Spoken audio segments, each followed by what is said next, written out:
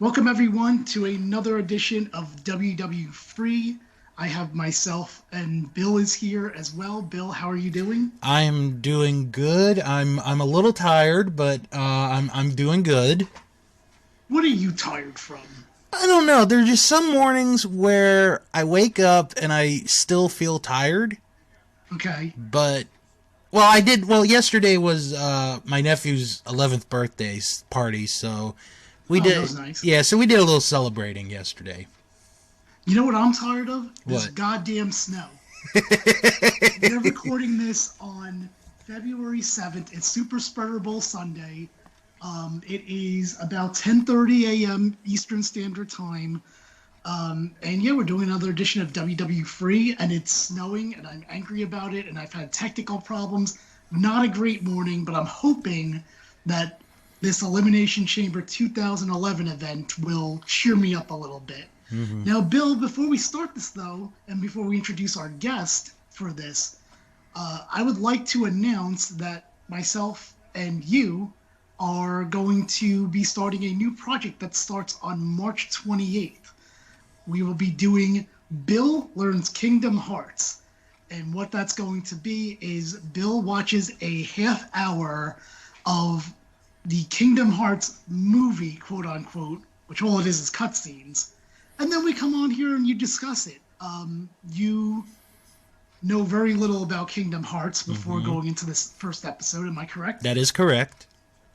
So yeah, you can as I fade out pro wrestling because we only have a limited amount of eliminated Royal Rumble podcast episodes, I will be happily transitioning to Sora, Donald, and Goofy and all the magic that is Disney.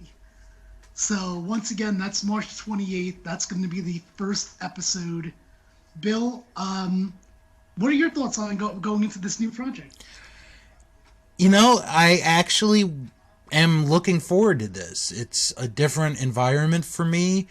I do play video games, but I'm not as big of a video game person as you are. And this is something different, and it's actually kind of exciting.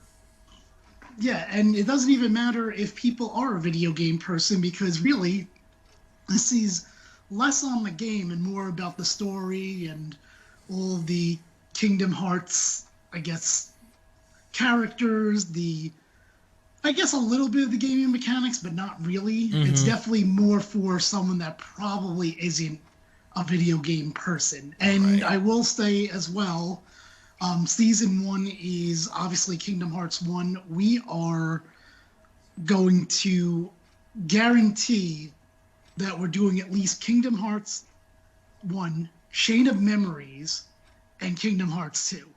After that, we're going to kind of see how things go from there based on schedule and availability and whatnot. Yes. But we are guaranteeing you those 3 seasons Mm-hmm. of Bill Learns Kingdom Hearts.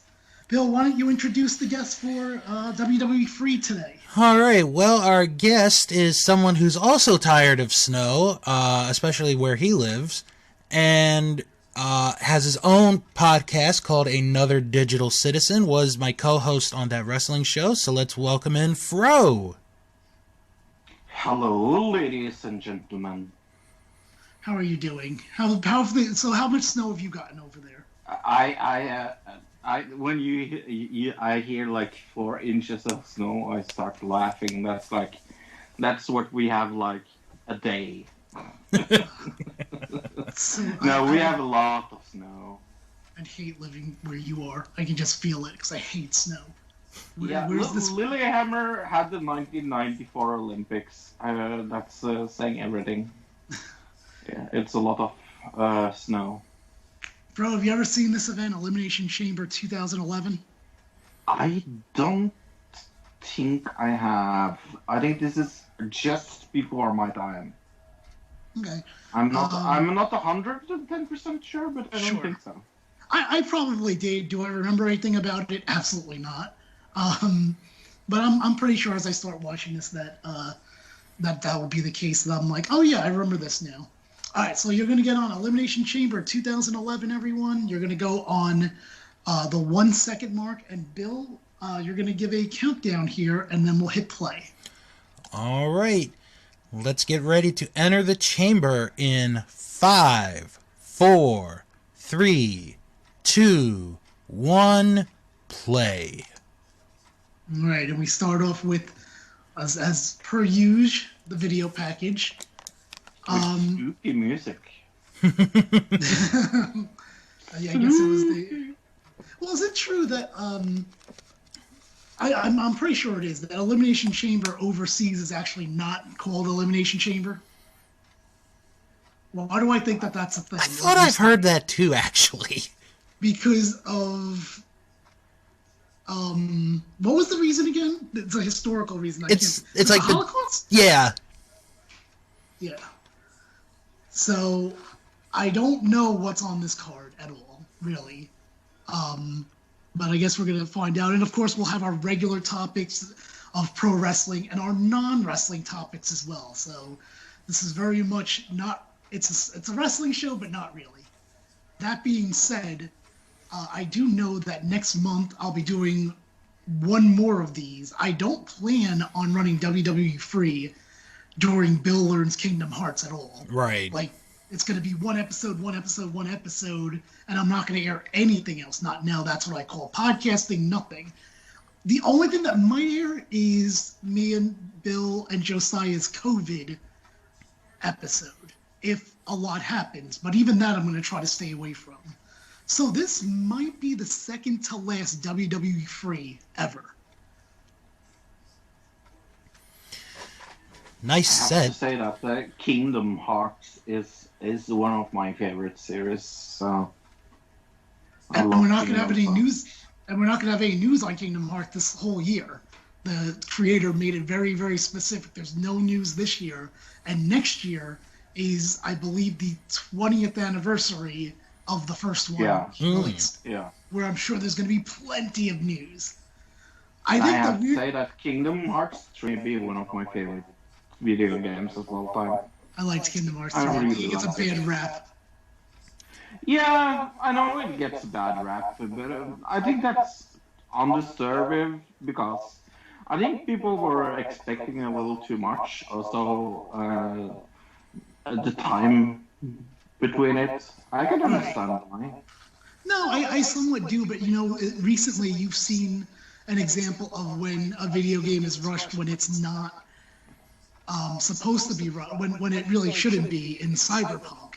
So Sure. I feel like that makes all these delays a little more understandable from this point on.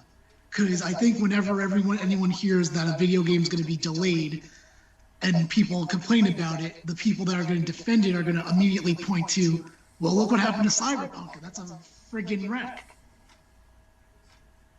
Do you know what I'm saying? Or not? That was my most anticipated game of last year. Did you ever get it, or did you read that it was broken and decided not to? Well, I had pre-ordered it, and I had my PlayStation 4 ready, and then it got delayed, and I was like, maybe I shouldn't. Yeah. So I didn't. So I'm right off the bat on this show, I'm confused because Alberto Del Rio's coming out, and he's the 2011 Royal Rumble winner. Fine, we've covered that on Eliminated Royal Rumble podcast. So that was the 40-man Royal Rumble match. Why is he on this Chamber match? That's a good question. Yeah, I remember. A bunch of Samoans in the background. No, literally, we're not making fun of them. There are Samoans behind the commentators, so... There's also someone with a coal miner sign in the back. Oh, boy. I remember one spot from this match, actually, so I now remember that I've seen this before. Oh, it's not a Because I Chamber remember. match. Sorry. No, because something will happen with that car. Spoiler alert. Okay. All right. It always did. This was the time where he was driving out with the new car every time, and it got destroyed in every single match. And that was the gimmick. So anyway, like I said, Builders Kingdom Hearts starts on March 28th. Really excited about it. For Rodeo, start us off and give us either wrestling or non-wrestling topic. Sure. Super Bowl. Are you excited? Absolutely not. I don't even think it should be happening. The only thing I hope for Super Bowl, as I wrote on social media this morning, was I just hope that every player takes a knee. And by the way, it's also Super Spreader Bowl. Right. We're calling it Super Spreader Bowl this year, Fro. Okay, why? Because the COVID's getting spread. Unlike maybe like let's say the I don't, Bill, give me a team name. I always blank on them. I don't care any team of any sport. The Giants. Okay, so the Giants, even like a regular Giants game, no one's going.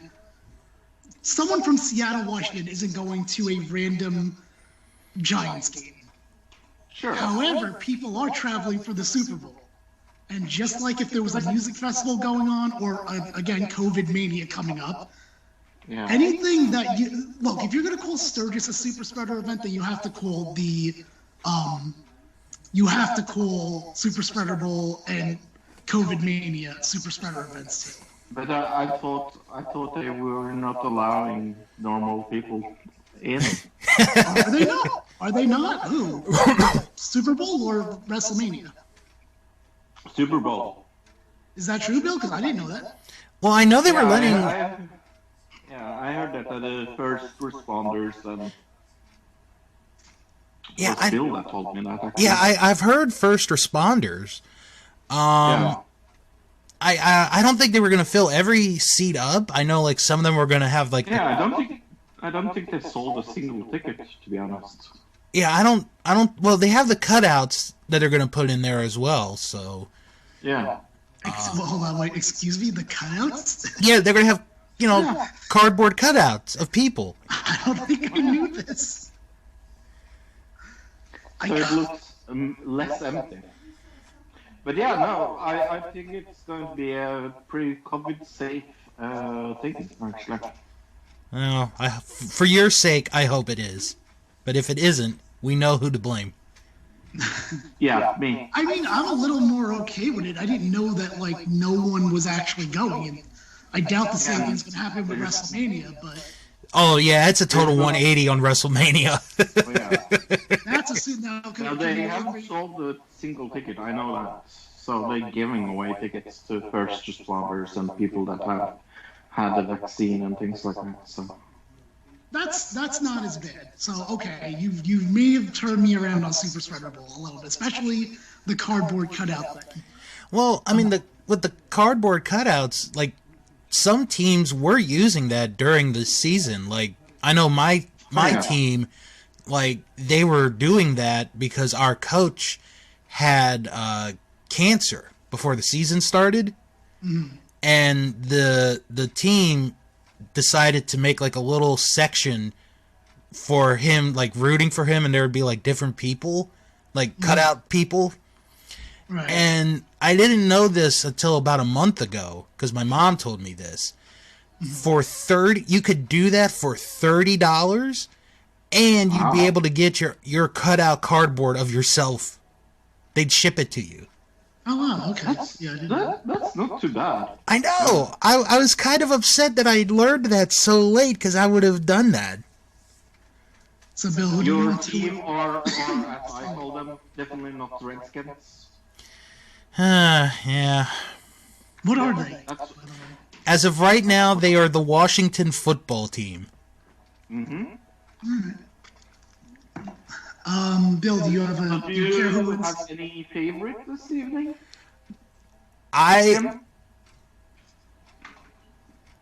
Jim probably will watch for the commercials.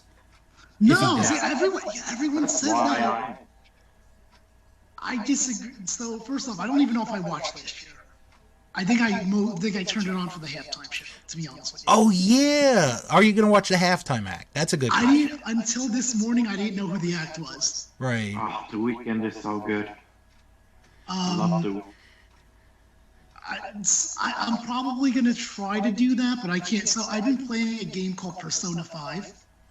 Yes, and love it. Yeah. I love it, and I can easily see me not watching the Super Bowl and possibly missing the halftime show if I get too involved. So I don't know. It's Okay. out there. Also, the snow is going to play a factor because at some point I'm going to have to go outside and shovel. So obviously I can't do it in the next 3 hours, and who knows how much would have fallen by then. Right. So, but no, as long as the teams go, I don't give a fuck about any of these football teams at all. Go Chiefs! Yeah, I'm rooting for the Chiefs. Yeah, me too. But you know, it's funny because you're the like third person that said to me, you're going to watch for the commercials. Like, no, this is 2021. The commercials don't matter as much. I know that I could just watch them on YouTube. That is true. But it's not the same. It's It not is, the though. same. I has not No, watched it it's for not a few the years same. ago. It's not the same. And actually, wait, hold on. Didn't some of them actually already get released on YouTube? I did see one yesterday. The only one I have seen is the Norwegian one with Jim Farrell. Not Jim Farrell. What is his name? Will Ferrell? Will Ferrell, yes. Where they make fun of, Will Ferrell attacks Norway for having too much electric cars that America wants to get into with Aquafina and I think the big black man, Afro-American from Saturday Night Live. Kenan Thompson? Kenan Thompson, yes. Kenan and Kel. Yeah, Kenan and Kel. Right. So they're having Will Ferrell hates Norway commercial, and it was big news in Norwegian news for 2 days, like this commercial on Super Bowl. The only one I've seen is for Paramount Plus. It's like the conclusion of like everyone trying to get to the top of the mountain. I haven't seen that. Wait, that's Paramount, the channel Paramount? Yeah, it's going to be a streaming service. What could possibly be on that service? Let's see. What were they called before? They changed CBS All Access, I believe. CBS All Access. Oh, I thought Paramount used to be the Spike TV network. No. Oh, okay. I think it's going to have like MTV and Comedy Central shows and Nickelodeon, I think. Oh, okay. That sounds a little bit better. I thought it was like the Spike TV then became Paramount and it started a streaming service. It's like, what the hell do you guys have? Yeah, they're supposed to. All Access, so there will be a lot of Star Trek, yeah. If you're into Star Trek, that's going to be your place to go. Wait, so they're going to have MTV stuff? Yeah, MTV stuff. Yeah. I think they're bringing 24/7 music videos. Oh, I wish. I think they're going to bring. Beavis and Butthead is coming there. I think they're bringing back Behind the Music on there. Yes, they are. Yeah. Can I watch old episodes of Together? Oh, that's an obscure reference. Well, they're gonna announce more details in like 2.5 weeks. They're supposed to have like this like not broker meeting, but like some meeting where they're gonna announce like the price and what stuff's gonna be on there. So. All right, I'm a little excited. I mean, you know how they could stand out to have the music video 24/7 stream. Yeah. Just turn it on and you don't know what you're gonna get. Are you gonna get the new Radicals or are you gonna get Beck? But yeah, no, there will be new season of Beavis and Butthead. I am really looking forward to that. Bill, why don't we switch gears here and you give us the topic? As we watch Kofi Kingston versus Alberto Del Rio. For what reason? I don't really know. Yeah, The Continental Championship. Is it? Oh, okay, I missed it then. All right. Let's see. What else can we bring up here? I'm trying to think. You didn't write shit down, Bill? No, see, I thought I had it earlier. Oh, okay, I got one. Saturday Night Live came back last week, and they had John Krasinski on as the host for The Office, from The Office. Now Jack Ryan. There were a couple of moments that were good, and, you know, there were some that were kind of a hit and miss. They did this, you know, like how they do the fake commercials on there. They did one where they had different people sing, like, the theme songs to their shows that don't have words. Mm-hmm. And the best one was the last one, which was John Krasinski singing the Office theme song. I love that. That was hilarious. Yeah. And then like the final skit of that show, and Jim, when I tell you the premise, you might like it, and then you might not. It's Ratatouille. Okay. And he helps the chef perform very good sex with his, I guess, like, girlfriend or wife or something. Right, okay. And then Ratatouille tells him why he worked so good, because he had somebody pulling on him to help pull. It was kind of disgusting, but it was kind of funny. You know what my favorite part of that whole thing is? Your name for the rat is Ratatouille. That's the best part. I'm interested. I should say I was going to say I'm interested, but I guess I probably won't watch because I'm not I've never really been a Saturday Night Live. Right. But one thing that I've noticed in the past couple of years was, man, they are stuck on the Donald Trump, I guess, trope. Oh my God! I feel like they can't do anything. Like, nothing is creative unless it's Donald Trump. Exactly. Now that he's not in office, there's part of me that's curious if, like, they're going to not be talked about as much because they've relied on it for a number of years at this point. Well, I mean, you know, like how, like, the cold open has been usually the political skits. The last night and the week before were not anything political at all. Right. Like, See, I'm not surprised. Because, like, the first one was a skit where one of their cast members hosted her own show called What Went Wrong, which was kind of funny, especially because it's Kate McKinnon, and she is hilarious. She is.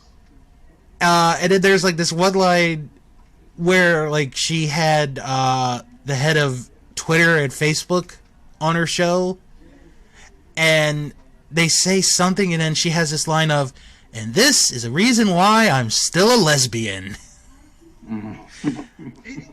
It's so interesting. So, theoretically, it sounds like they're kind of forced now to... Again, this is going to come out as a Saturday Night Live hater, but I mean, maybe in some ways I am. They're now going to be forced to become more creative. Yeah. Because they don't have that Donald Trump crutch anymore. Mm-hmm. I mean, I guess they still... honestly, I'm a little surprised they didn't do the thing, something on that he was barred from Twitter. I'm kind of surprised I haven't heard about that. But I think it goes to show also that I know Saturday Night Live came back. I don't think I could have said that last year because they would have probably touted the hell out of, like, Baldwin being Trump. Mm-hmm. Like, I wouldn't have been able to avoid it. Whereas now, and I know, was it Jim Carrey's the one that does Biden, right? That's for now. Yeah, he's terrible as Biden, I have to say. Really? I think so. He's amazing. I think he's terrible, but I'm not a fan. I don't watch the show, so it's more important that you like it. The only one they got right was Maya Rudolph as Kamala Harris. She's okay. Amazing. Yeah. She's like the only one that could have done that, I think. So I'm like, I really like this Dan Levy on this last night. Was really good host, I think. I fell asleep after the monologue. So I have a question about this, about Alberto Del Rio, who just beat Kofi Kingston, but I thought it was for the Intercontinental title. So now I'm even more confused. Well, maybe it was a non-title thing. I knew that Kofi had the Right. championship. Here it is, your favorite guy, Randy Orton. I hate him. Yeah, let's see if he tries to burn somebody here tonight. Wait, I just thought of something. Hold on, What? I just thought of something. This is almost exactly 10 years ago. Yeah. Because it says February 20th, and we're on February 7th right now. Oh. So this is almost the 10-year anniversary without realizing it. Wow. Michael Cole has a slammy. Booker T's announcing. Josh Matthews. This is all 10 years ago. There were fans in the audience. Remember when that was the thing? I'll be honest with you, I don't miss it. Pro. You don't? Todd Grisham. Wow. Why not? Pro, I just don't. I can't explain. All I know is like when SmackDown had no audience was that in the summer I was watching every show, and I've gone over this before. I've watched every show of SmackDown for like a period of I would say 3 to 4 months. Was it good? No, but it was watchable. I think for me, the fans are a big turnoff to probably things in the last 4 years. I would say 4 or 5 years. Okay. So that's why, luckily for me, I'll probably be out when the fans come back. Yeah, I don't watch wrestling at the moment. I saw Royal Rumble, and before Royal Rumble, I saw Survivor Series, and that was the last thing I saw. I thought about watching Survivor Series, and I was like, no, I don't want to see this old man tarnish his legacy. Yeah, he said 3 sentences and he left. That's what it felt like. One of the most overhyped things in history. But you know what? Part of me is like, you know what? Good, because I feel like after the tarnishing of his legacy for the past couple of years, he deserves to go out with no real crowd. That's how I feel. All right, Fred, come on, give me a topic. Wrestling or non-wrestling doesn't matter. Okay. Look at this, Drew McIntyre. Look, this is might be our WrestleMania match now. Look at how young he is. Oh, he looks so young. Alright, sorry, Fred. Yeah, so Alice in Borderland, have you seen it, Jim?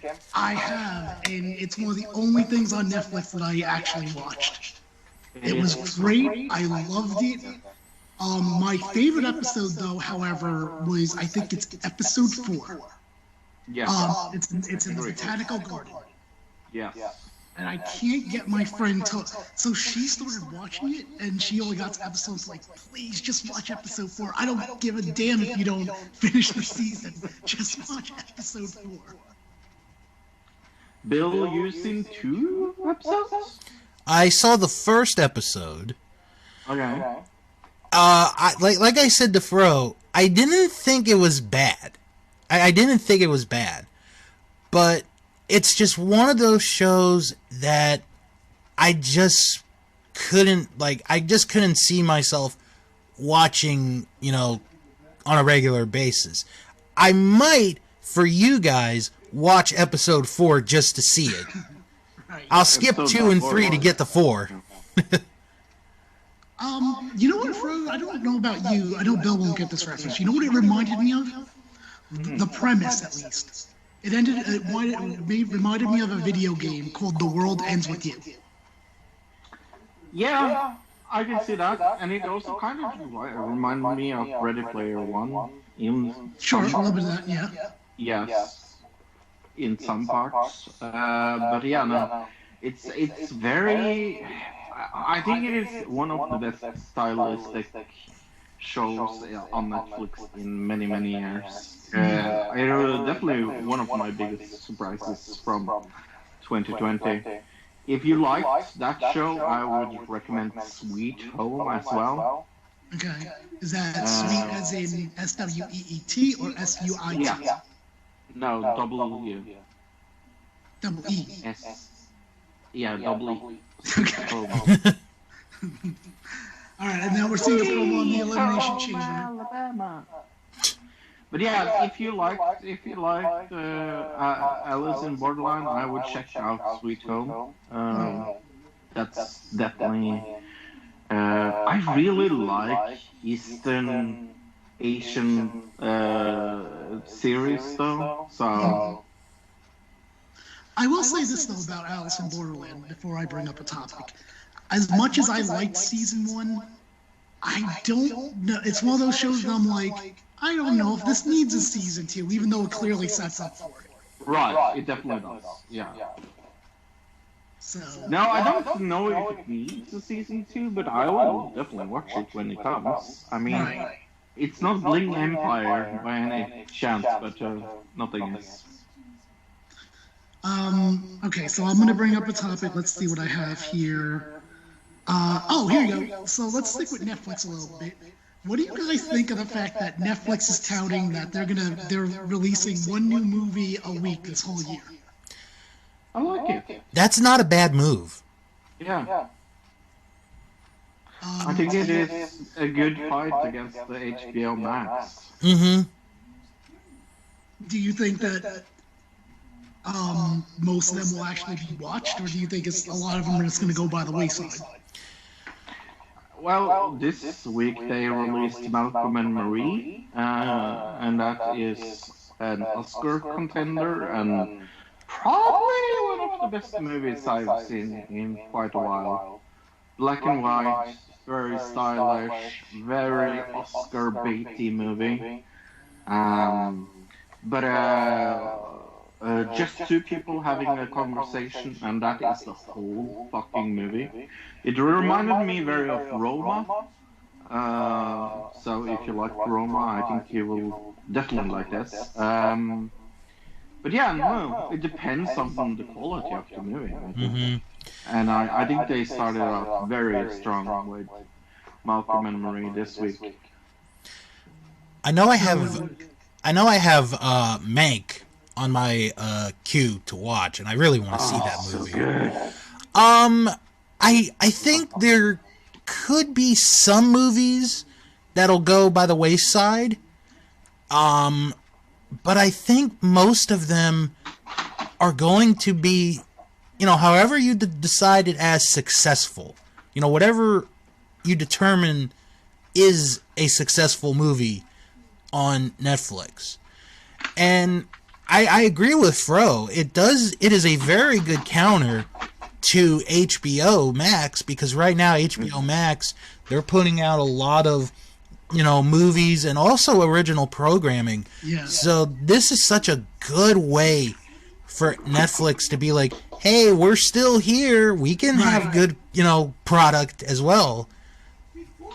And also, HBO Max started out extremely weak with an excellent cast of people like Denzel Washington, Jared Leto, and the guy from Rami Malek. Rami Malek, yeah. Like that movie had so much fucking potential, and it was such a letdown of a movie. It was like, it felt like the 90 movies, The Bone Collector, if anybody has seen The Bone Collector. Right. It felt like exactly like an update to The Bone Collector. And I don't really need an update to The Bone Collector, because guess what? The Bone Collector was a very good movie. And I think people are very excited for a Snyder Cut. I could not give two shits about the Snyder Cut. I hated that movie with a passion, and I don't think it will make it any better. I don't think I've seen it, to be fair, so I don't like I could judge that. So I'm looking at this Netflix, all the releases. So I wonder what A Boy Called Christmas is gonna be.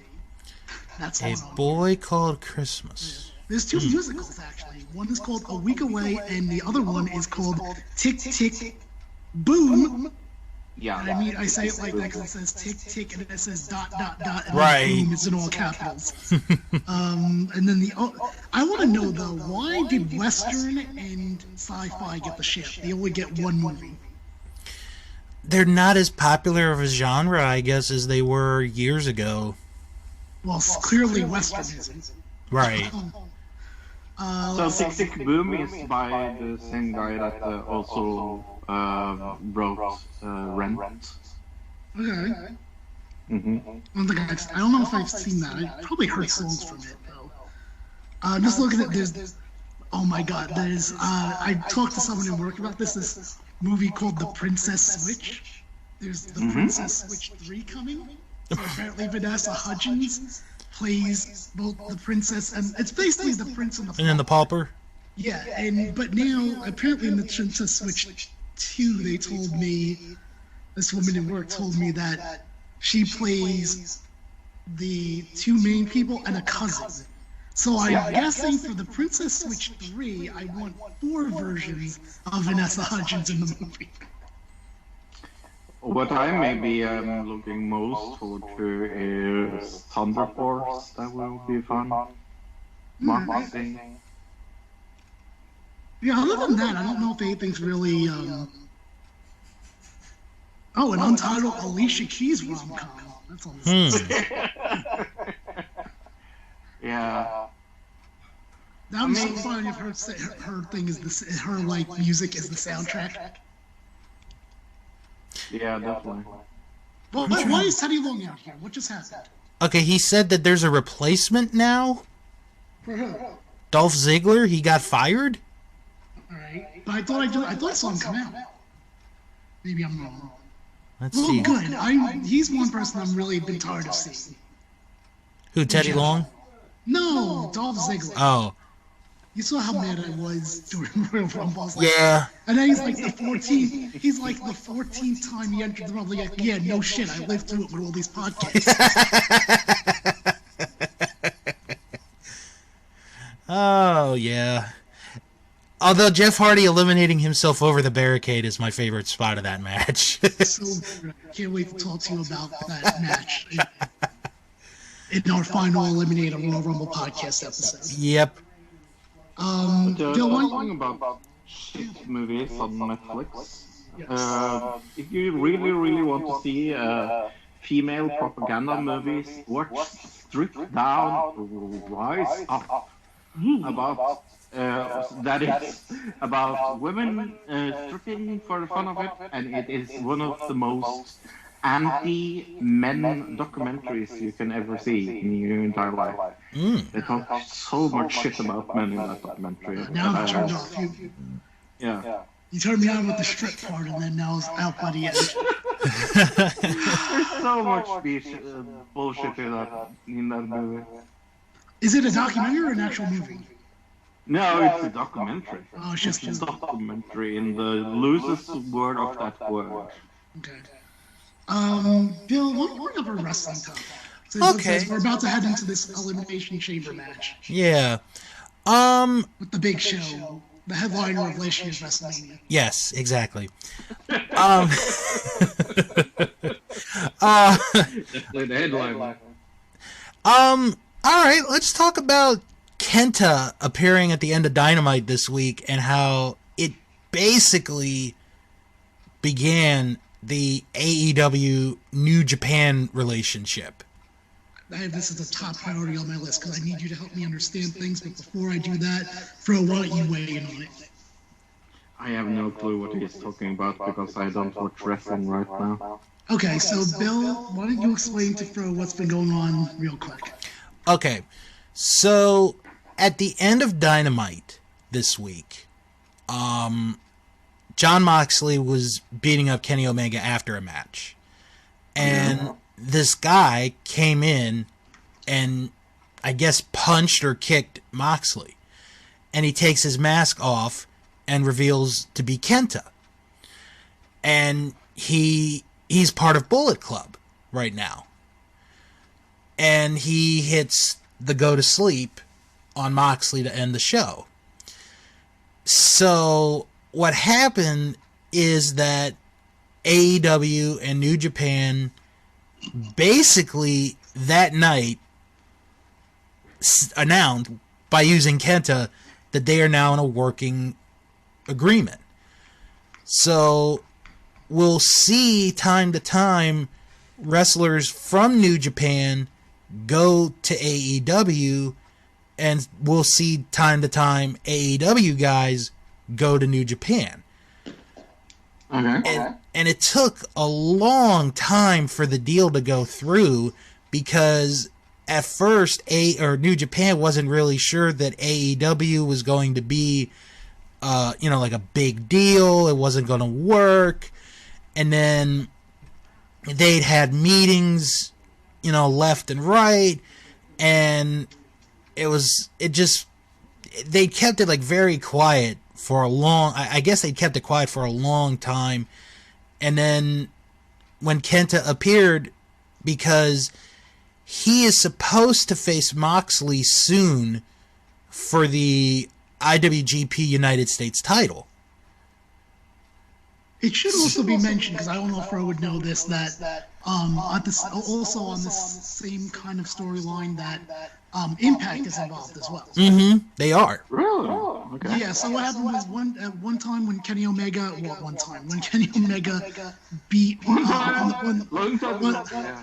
when he won the belt, he also went to Impact when he won the AEW World Championship. So now here's my problem, Bill, and I'd like you to see if maybe you could explain this for me, because I think for me, Kenta coming in, mm-hmm. I think that was the last straw for me for this invasion angle. None of this shit makes any sense. Why is Impact or why is AEW allowing this? From a storyline standpoint. Well, the thing is, though, we don't know if Kenta is aligned with Kenny Omega or not. Okay. He has a separate thing with Moxley. Okay. So you think it might be Moxley thing? Okay. Right. It's probably more of a Moxley thing. It still doesn't explain why Impact is okay with all the things going on there. Well, see, I guess that's a good question, and I wouldn't have the answer for you because there is no answer. Right. Because right now they're only using Gallows and Anderson, and they've been on Dynamite a couple times, and they have a tag title match next week against Private Party. And again, why is Impact allowing this? Very weird. It's weird because it doesn't make any sense. Matt Hardy and Private Party showed up on Impact is what happened. And honestly, I think this is a little bit overlooked, but to me, I thought it was more major that not just really Private Party showed up, that Matt Hardy showed up. Exactly. Because this was a guy that just sued Anthem a few years ago. Mm-hmm. So I thought that was interesting. And that was after he came up with the broken character. Right. There's a lot of heat. There's a real story there. But I don't understand why the Impact officials would allow for their tag team titles to not be on their show anymore. Well, I mean, the title match is actually going to happen on Impact. Right. See, I don't know. The owners haven't said anything on Impact about, hey, we're doing this because. Mm-hmm. Basically. He doesn't know. All I know is apparently Tony Khan shows up on Impact now, which I hate that too, by the way. He does. Does he show up? It's to advertise Dynamite. That's all it is. Wasn't he in the audience? Oh, it was that one time. Okay. And what was his purpose there? He was scouting and observing talent. No, you're really stretching things here. Why is he scouting and observing talent that he knows are already contractually obligated to Impact Wrestling? Maybe he's trying to find weaknesses. Be like, we could get this team over here. We could beat them with that team. I guess my overall point in this, because I know that we got sidetracked here, is that none of this shit makes sense, and I think the Kenta thing was the last straw for me. Unless they start explaining shit. Why is AEW allowing this? Why is Impact allowing this? Why is New Japan allowing this?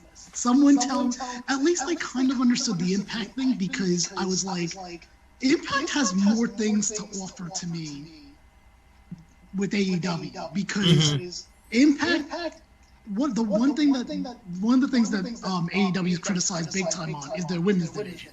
Yeah. And Impact has the best women's division. So if they work together, like, they can use talents to straighten their women's division. Also, Impact has something very, very major that AEW, two things very major that AEW does not have. Number one, an already implemented streaming service. And number two, fuck, I had the number two in my head and I just forgot it.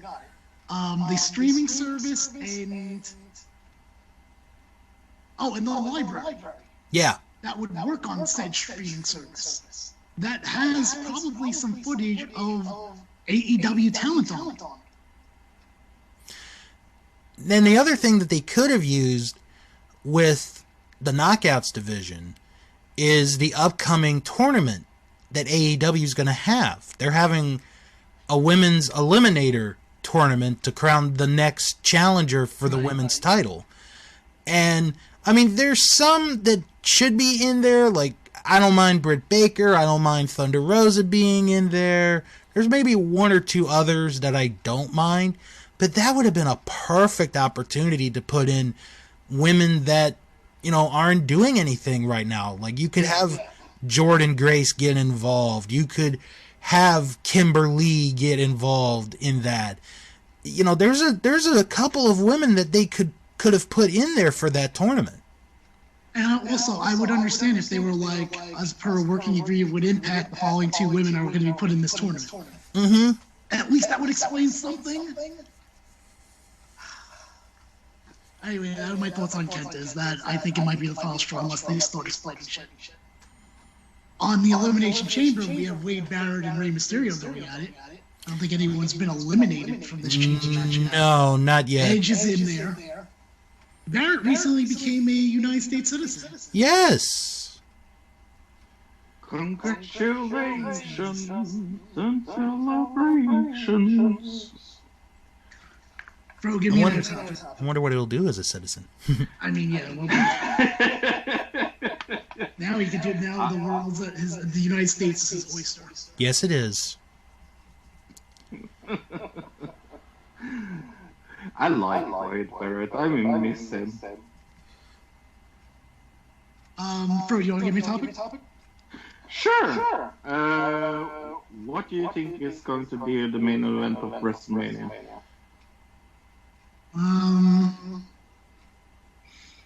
Probably whatever match Edge is in. Cause I don't know. I just feel like that. I don't really have a reason. Okay. Even though I don't mind that Edge won the Royal Rumble, he is a part-timer, so I'm like, okay, cool. So they love their part-timers main eventing, so that's probably really why I think that'll be the close of the show. Mm-hmm. Even though I think Edge should fight for the NXT title. Really? Yes, because a whole generation of wrestlers can get boosted by Edge if he goes for the NXT title. Okay. I think that's an interesting theory. I think you're wrong. But there's no way it's going to happen. Right. Zero. Are you kidding me? Investing in younger talent? Come on, Frank. What's wrong with you? Yeah. Especially now that the very, very young and unused talent is an NXT champion. So Finn Balor is the NXT champion. So I would love to see that. Balor and Edge would be great. And also, that would be Balor a good has match. that demon character, and Edge was part of the Brood and the Ministry of Darkness. You could play into that. It's good, but it won't happen. No, Doesn't it make won't. sense. Won't happen. Makes way too much sense, and they would never do anything that makes sense. And imagine having the whole NXT locker room be like, this guy's back, fuck that. He's not taking your spot. Mm-hmm. And they all get behind Balor. Yeah. Ironically, that would be very funny. That would be a very good story to tell. And at the same time, you just have Edge appearing every week, and he finds like one or two allies, and then that's like kind of like his little group. Maybe Christian does NXT. Yeah, Edge and Christian in there. That's Who knows possible. if he's back for good? Phil, what do you think's main eventing WrestleMania? I do think Edge is going to be main eventing WrestleMania. If I had my way, I would have it be Sasha and Bianca just to see how good that could turn out to be. As the main event? If I had my way, but I don't. I'm glad you don't have your way. Thank you. I would love to see that. I think the thing is, it can't be against Drew because I think they got something set up for him. And I don't know who or what. Maybe Miz cashes in. I don't know. The NXT title would be so fun to watch. Yeah. And, it could really, if they did go with that, it could put the whole idea of, hey, NXT is a legit third brand, which it hasn't had that feel in a long time. I agree. However, I think NXT has lost a lot of their energy in the last years. However, For sure. When they went live, that's when I started getting. I haven't watched since fucking Cross won the belt. Right. Me neither. That was my that and what's the stupid football guy? Pat Fuckery. I'm like, these two things are main roster nonsense, and I'm not standing for it. however, I think it'll end up being Edge and Roman Reigns. Okay. That's what I think it will be.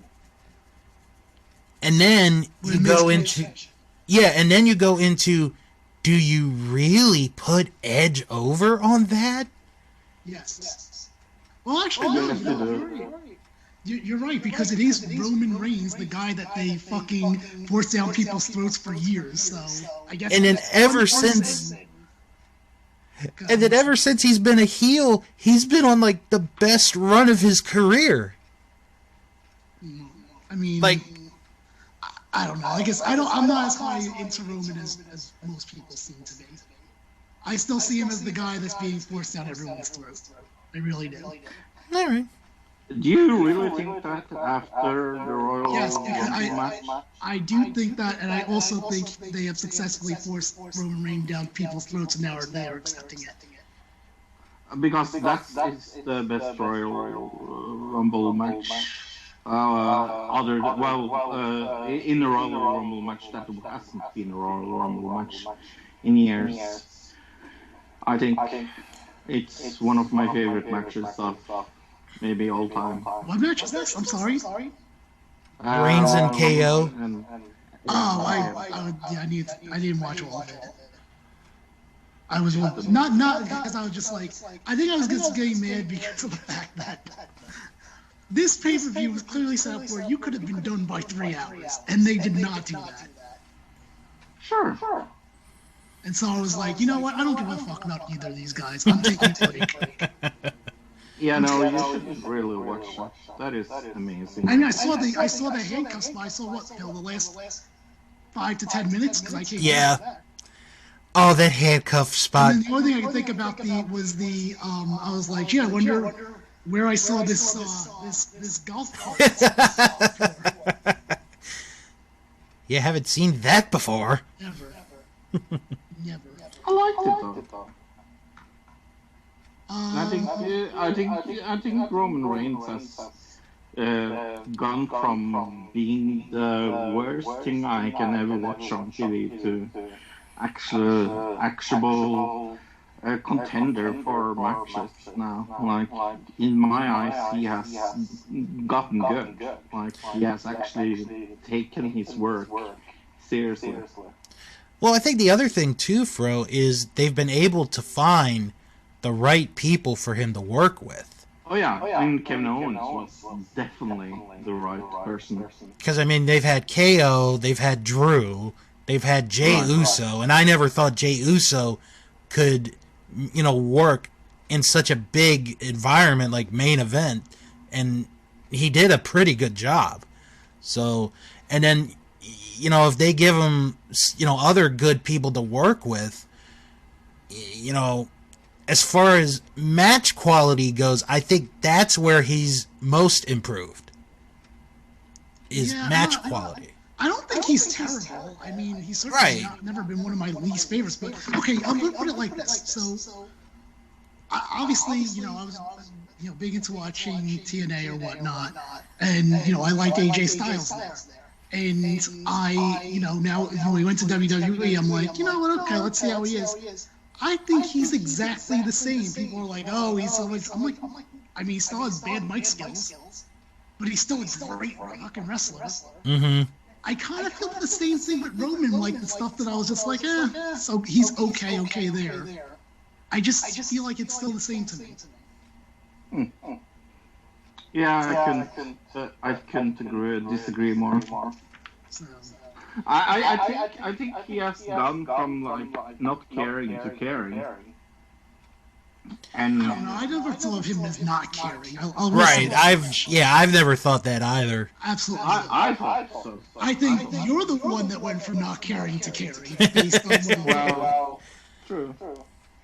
which is understandable. Trust me, there's a lot of people. I mean, I didn't care about Jey Uso before that match with Roman Reigns. Then he had the match, and then I kind of stopped caring him after I found out he was getting a rematch for no reason. People can change their minds very, very easily. There's nothing wrong with that. When the situation changes, it's not like you have to stay at one mind frame. Right. Bill, give me a topic. All right. We're gonna get out of wrestling on this one for a minute. This is sort of COVID related, but it's in a kind of funny way. Okay. So, in Florida, they're letting people into stadiums for events, and they're slowly getting there. Right. So the Miami Heat of the NBA, this is basketball, Fro. They announced recently that they are going to have at the entrance for when people go to their games, COVID sniffing dogs. I've heard of this. Okay. And it's basically a way to see if the person has COVID or if they're okay. Basically, in short, it's a good way of making sure no one has it. They're safe. They can go in.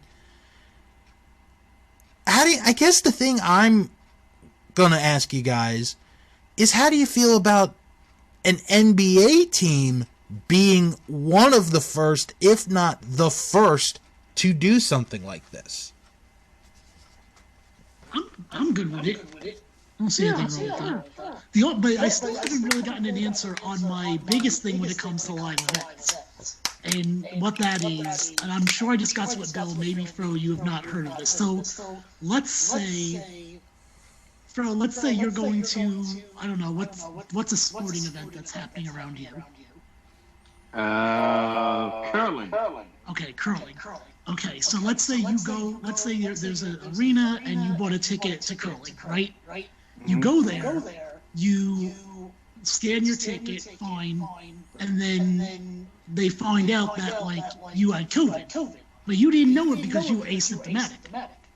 Who's responsible for that? Certainly not you, because you didn't know. Mm-hmm. Is the person that sold you the ticket responsible? I would think not. How can they be responsible for your actions? Exactly. Who would be responsible for that? No one. Yeah, but the thing is though, now you lost money and you can't see an event. But nobody is going to be held responsible for that. But you already paid. Yeah, but does it matter? So you would say, like, if you bought, let's say it's a $50 ticket, you went and you drove all the way to the arena, and then we're told that you couldn't see it because you had COVID, but you didn't know, you would just be okay with, like, yeah, okay, you can just keep my $50? Yeah. That's Wow. a lot more than I think most people would do. Because it's my responsibility But you didn't to know. keep myself. Yeah, but you didn't know you had COVID. Right. So what? I do have a responsibility to keep myself updated on everything. It is a risk. It is a risk. It is your risk. I think you are a very, very small minority that would be okay with losing money.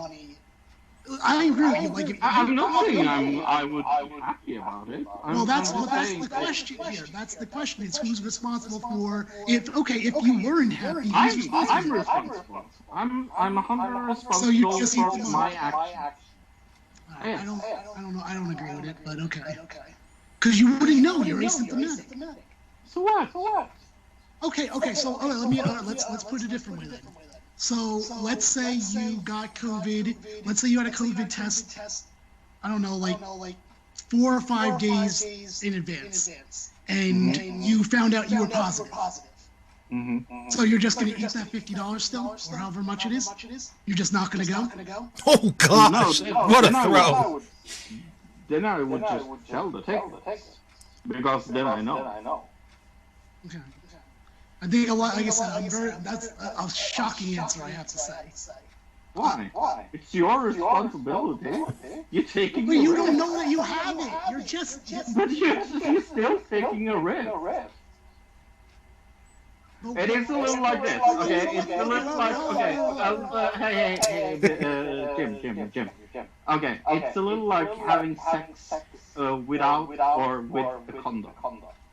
Is it my responsibility to have a condom to protect myself for HIV, AIDS, other genital things, or is it your responsibility to tell me that you have it?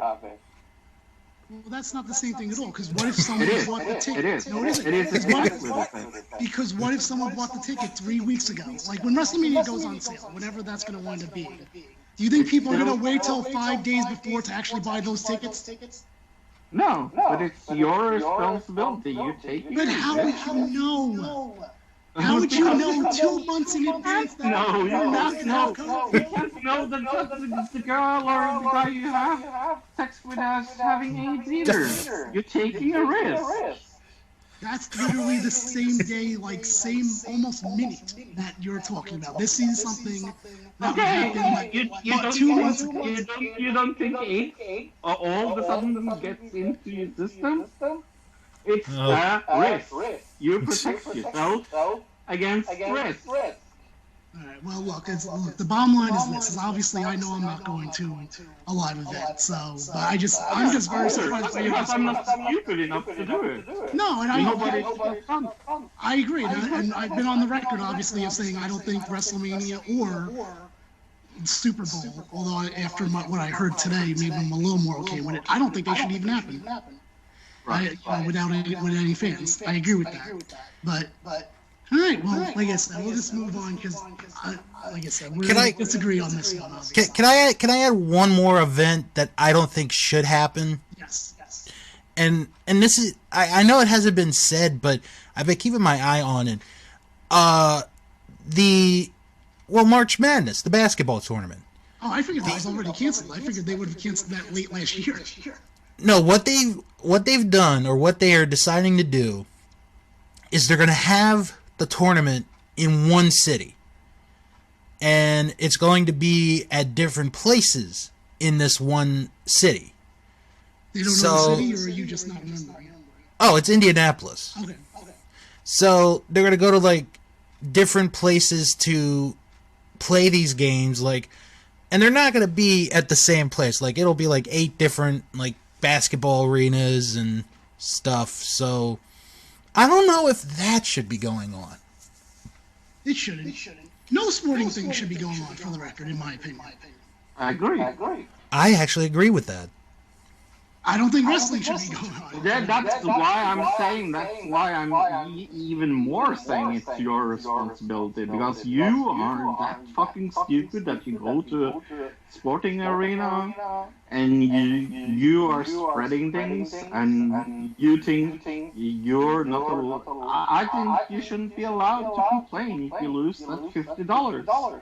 There's people losing their lives. Like, have that mindset. I mean, I think we're blaming the wrong. The people here to blame are the people that are actually allowing this, whether that be the states, I agree. the companies. Yes. That's really the people. You know, even though we're disagreeing on that, really the people that are mainly to blame are people like, you know, the people in charge of the NFL, in charge of the WWE, in charge of, you know, all of that. Could not agree more. No, that I definitely will agree with you on that. All right.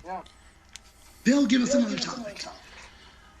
Oh, wow. I don't know how I could top that one, actually. Mysterio hurting his leg on the Elimination Chamber. Ooh, if you looked, I don't know why I would notice this, but they showed the shot of Rey Mysterio laying down. If they show his left shoulder, it looks like the sweat is in the mold of a butterfly. They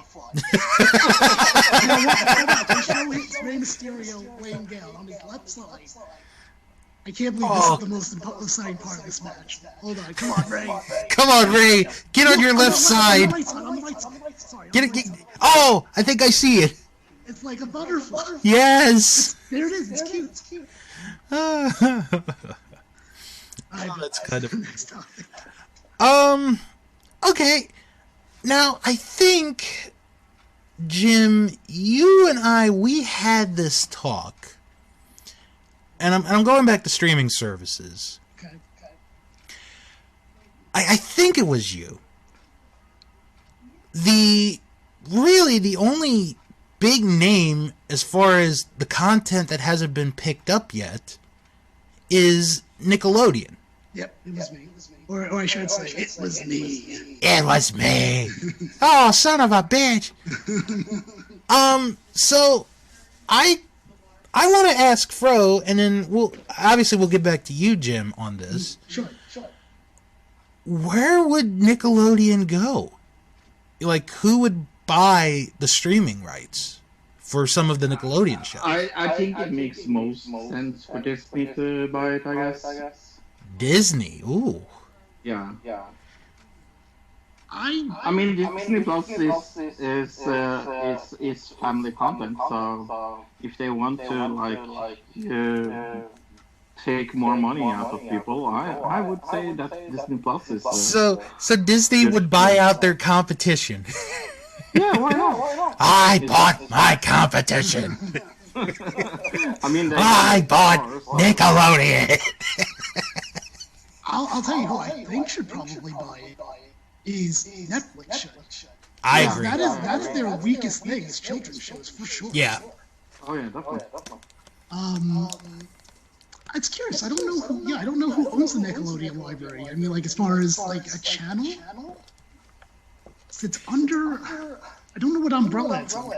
Because and the thing that the reason I bring it up is because of how much content, especially older content, they have that they could air. Yeah. Like the Nicktoons, Rugrats, Doug, Hey Arnold, Ren and Stimpy, just to name a few. And then I'd also like to see them air like some of the old game shows they used to have. Yeah. I think that would be fun to have. I also think you're forgetting, it's not as important, but you're also forgetting that you can also get the Nick at Night library. Right. That's very true. I'd love to see some Get Smart. So love Get Smart. I don't remember too much about Get Smart, but I remember really liking it back in the day. My dad tried to make that reference to my nephews the other day. They were so confused because one of them was talking on the phone, and my dad was like, "Oh, just like Get Smart." What? It's an old show. What? Forget it. It was kind of funny. I was waiting to see where that was gonna go, but it ended up going nowhere with them. But no, I would say Nickelodeon or Netflix would be like the top choice for me. If I had a second choice, I would say Hulu. Yeah, I mean, but isn't Hulu's just under Disney? Oh, that's right. Disney Hulu is the same. So That's right. Yeah. That's why it surprised me actually that, to be honest with you, that Disney didn't try to go after the WWE Network. Because I thought, because ESPN is by far the hardest thing that apparently they're trying to sell. Yeah. It's like if you put WWE Network on there, that'll sell some of that. At least at least get more people to buy that 3-package bundle they try. I mean, I was seriously considering buying the 3-package bundle, except for ESPN. I was like, there was a way to get Hulu and Disney Plus. I would probably be all about it. But they know that lots of people would do that, so they're not doing it. They just do the 3 in 1. Yeah. Kind of like how here, I don't know if it works. Kind of like that thing with the cable companies, like, well, you don't use a home phone, but it'll be less if you get your home phone with us for your internet and your TV. Bro, what you doing? Clever of them to do something like that. I mean, it is very sneaky, to say it mildly. Sure. Bro, what's a show that you've been watching? Lately, we're watching The Stand on the podcast. That is CBS All Access, or what is becoming Paramount Plus. That is a show that I am very much liking. I'm a huge Stephen King fan.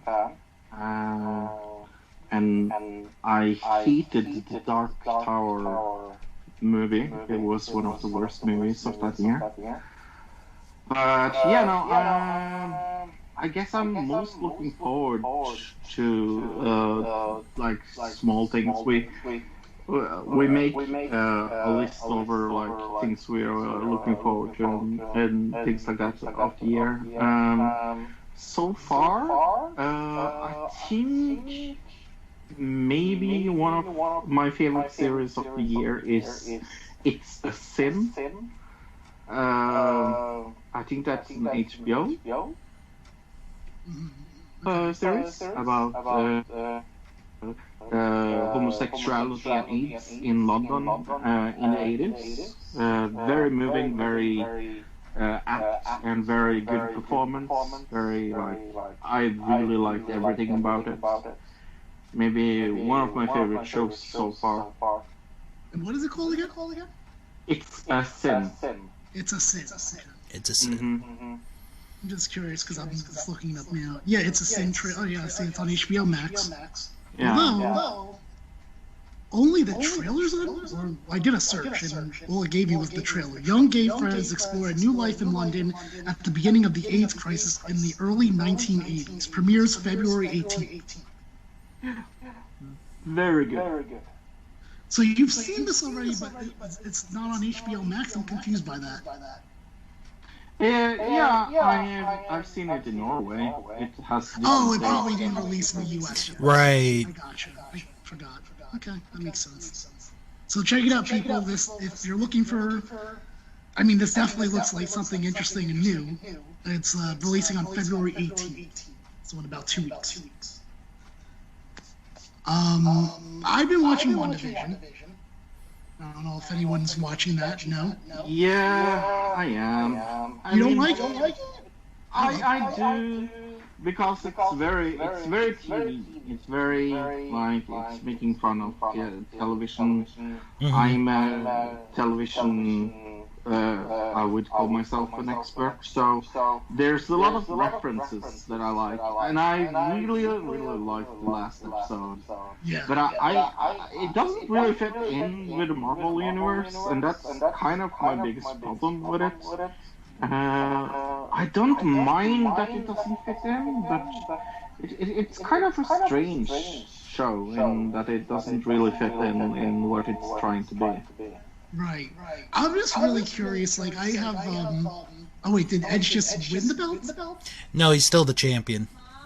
Oh, this is going to set up Edge versus Alberto Del Rio, Whoa. which will be... Isn't this like Edge's last match until he actually comes back? Yeah. Yeah. My theory... I have two theories on WandaVision. Bill, I'm assuming you just don't watch WandaVision. I haven't watched it yet. I'm going to watch it. I just haven't watched it yet. My theory is that the beekeeper / agent is or was the dog, depending how that plays out. And what's the other theory that I had? Oh, just that you're gonna get a big cameo at the end by one of the Avengers that we already know, and it's my guess is like Falcon or the Winter Soldier, because that's apparently the next show that's going to be airing on Disney Plus to tie that into that. So it seems my prediction is like someone from there ties this into that. So those are my two big predictions. Do you have any theories or predictions from? No. I think you're into something there. I just really like it. I think I like the two first episodes the most. But yeah, I like the transition through TV history. It's very like I said, it is very apt in that way that it's like trying to commentate how women were looked at, and it's very interesting. It is very it's very non-Marvel, and that's maybe one of the things I liked about it. For sure, but it's also kind of weird in that way that it doesn't fit in the Marvel universe, really. Yeah, I love this past episode. I think that was their best opening. Like, it was like growing pains and a little bit of Full House in there. And then, like, all the emotional... But my favorite part was when they have the argument, and then she says, "I'm going to bed," and they're still arguing, and the credits start rolling before it's broken up. Oh, it's so good. I will say this, though. So I was asked if I liked this more or The Mandalorian. This has a shot to be, I think, better for me liking this better than The Mandalorian. It depends on how it's going to end. That's what it's going to come down to for me. Because you can have a really shit ending, and I'll be like, yeah, the rest of the show is good, but yeah, because the Mandalorian season ending was amazing. I was so excited about that. I really liked season 2 of The Mandalorian. I saw online that it was getting a lot of shit, and I don't really understand why. I saw Universal I thought. Yeah, I did too. I thought a lot of people liked it more. I didn't see any negative things. If I did, it was very Yeah, negative. people were talking about it's a very transport from that side to another side, and I kind of in the beginning it was kind of that, but yeah, that season gets stronger and stronger. Mm-hmm. So we'll just have to see. I don't know how I feel about the Boba Fett show, but then again, I was only like half into the idea of the Mandalorian, and now I love it. So who knows? Right. I was thinking the same actually. I'm not very excited for the Boba Fett show, to be honest. It's all about giving new things a try, and then when you hate it, you just don't go back to it. I guess so. But it's it is so weird a concept as well. It's like, why? I guess because they just reintroduced them. They're like, well, then we're gonna do this with him. Yeah. And they also have that other. They have aren't they still doing the Kenobi show too? I thought they were gonna do that. So how is that going to tie into things? I will say this: my timeline with Star Wars is very, very messed up because of the Mandalorian. Actually. Well, they kind of screwed themselves over. So, please do not try this at home, guys. Yeah, I missed those ads. They don't do that anymore, do they? They're like, no, they God, don't. You can try this. Maybe because of COVID, they're like, maybe we shouldn't air this. The most awesome man in entertainment? Oh, because it's the Miz. I thought they were calling The Rock the most awesome man in entertainment. Uh-huh. What is this? Why? Someone remind me why. Okay. They probably will, actually, now that I'm thinking about it. Yeah. Is this before or after his heart attack? Oh, this is before. Oh, it is. Okay, I'm okay with this. I think it's like... It's during. It's during. He has a game in this match. We all forgot. So this is off the heels of Miz cashing in the thing then, right? Uh-huh. Okay. Again, I'm just trying to figure out my timeline with this now. Too many timelines going on here. Bill, what's your timeline? Well, I'm trying to think back, because I remember, like, King and Miz had a TLC match, like, after Miz cashed in, like, that next week, and it was actually a pretty good match. Well, why does Jerry Lawler get a title shot? Oh, he won a mini Rumble, like, the night after the Royal Rumble. Okay. To get this shot. Oh, we didn't cover that, I guess. Well, it's really not much, because the 6 other men he beat are in the Elimination Chamber match, so... Wait, so if he would have lost, he would have had to be in the Elimination Chamber match? Yes. I actually think that would have been more entertaining, to be honest with you.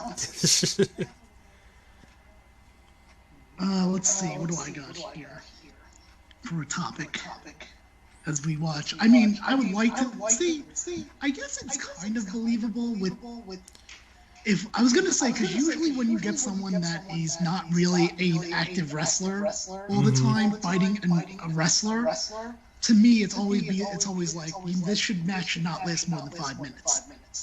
But Miz, on the other hand, was like, I feel like he wasn't that strong ever. Right. Where I guess I'm more okay with it here.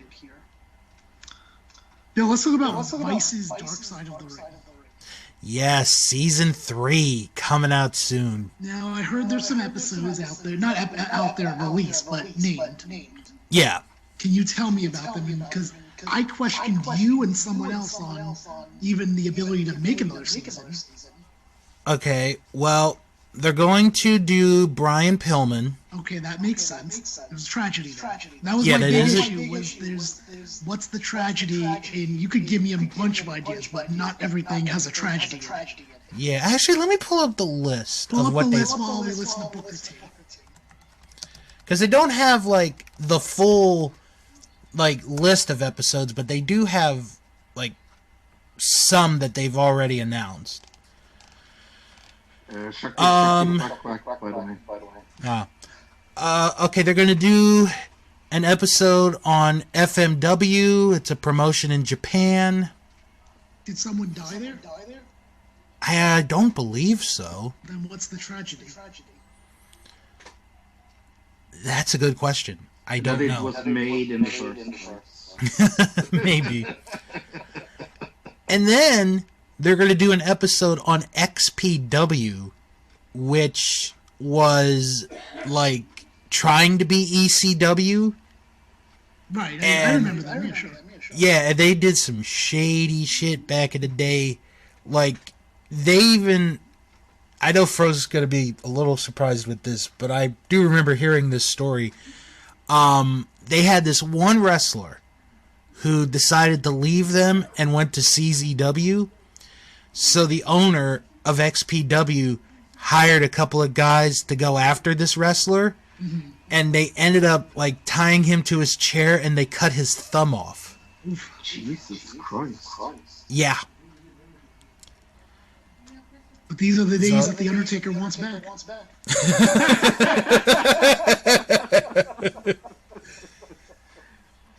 Oh, actually, the next one is Undertaker and Tigers. No, I'm just kidding. You know what? He is a fucking tragedy. He really is. They should do more on him. How someone took his legacy that was so high and made returns that meant nothing, and then finally retires in front of no crowd.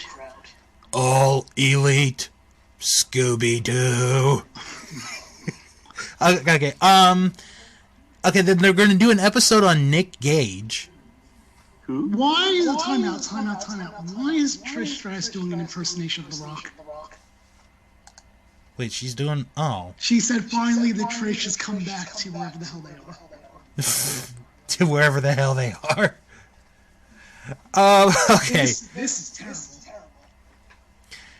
So, with Nick Gage, Fro, he's an independent wrestler, and he got caught stealing money from a bank, Okay. and they put, like, the picture out of him on the internet, and, like, the wrestling fans are like, that's Nick Gage! He stole money! So, he ended up doing time in jail. Aww. And I believe he's actually called Nick Effin Gage. Well, yeah, that's true. Part of MDK. Yeah, I remember there was a whole big thing of like free Nick Gage. I remember that. Well, I mean, I will say this, though. At least with Nick Gage, he owned up to it. He paid his debt to society. So... And again, I don't know if I'd categorize that as a tragedy. Right. Okay, well, this next one is controversial. The WCW New Japan Collision in Korea show. Okay. What's the tragedy? Did someone die in this show? No, it was held in North Korea, and like Ric Flair talked about it in his book, where like the promoter wanted Ric Flair to say how much of a great of a country North Korea is, and how he would live here if he could, and Ric Flair's like, fuck no, I ain't saying that. Wait, you kidding me? When am I getting my Dark Side of the Ring Saudi Arabia special? Yeah, I was just thinking that. Okay, all right, I find a tragedy there. Yeah. All right, then they're going to do an entire episode on the Smith family, which is Grizzly Smith, Sam Houston, Rockin' Robin, and Jake the Snake Roberts. Okay, interesting. And I think the tragedy there is how Grizzly Smith treated his kids like shit, and how, like, Jake the Snake went into, like, alcohol and drugs and that stuff, and so that's probably the tragedy there. Right. And then the last one I'm going to have to explain. Ion Krotaru. Well, I know I botched that name, but that's okay. Him. Yeah, him. I don't think I know him. Also known as Bruiser Bedlam, also known as Johnny K9. Okay. And he was a wrestler, and then he was a part of like some like mob in Canada, and he killed a bunch of people. Canadian mob. Yeah, and he went to jail, and then he died of like cancer like a few years ago. So.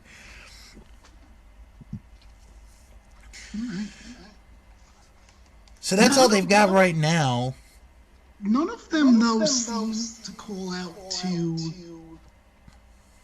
this is going to be the first episode or this is the finale. Like, none of them seem... Pillman's going to be the first episode. I guess out of that list, he's probably the most major that people would know. Alright, I guess that makes sense. Brian Pillman. Oh, that's going to be a sad episode. Oh, my gosh. Because they even have Steve Austin on that one. Mm-hmm. And that's going to be the first time he's ever on Dark Side of the Ring. Because he and Pillman were such close friends. Yeah, I mean... and I'm sure we're going to hear the clip of Vince's interview with Melody. Oh, man. Now, that's going to be interesting because I remember reading a few years ago that, like, I think it was like one of Brian's daughters said that had he not died, he was going to divorce from Melanie. Really? Because their relationship was kind of going downhill. So. All right. Now that we're all a little bit depressed thanks to this topic, why don't you give us a new topic?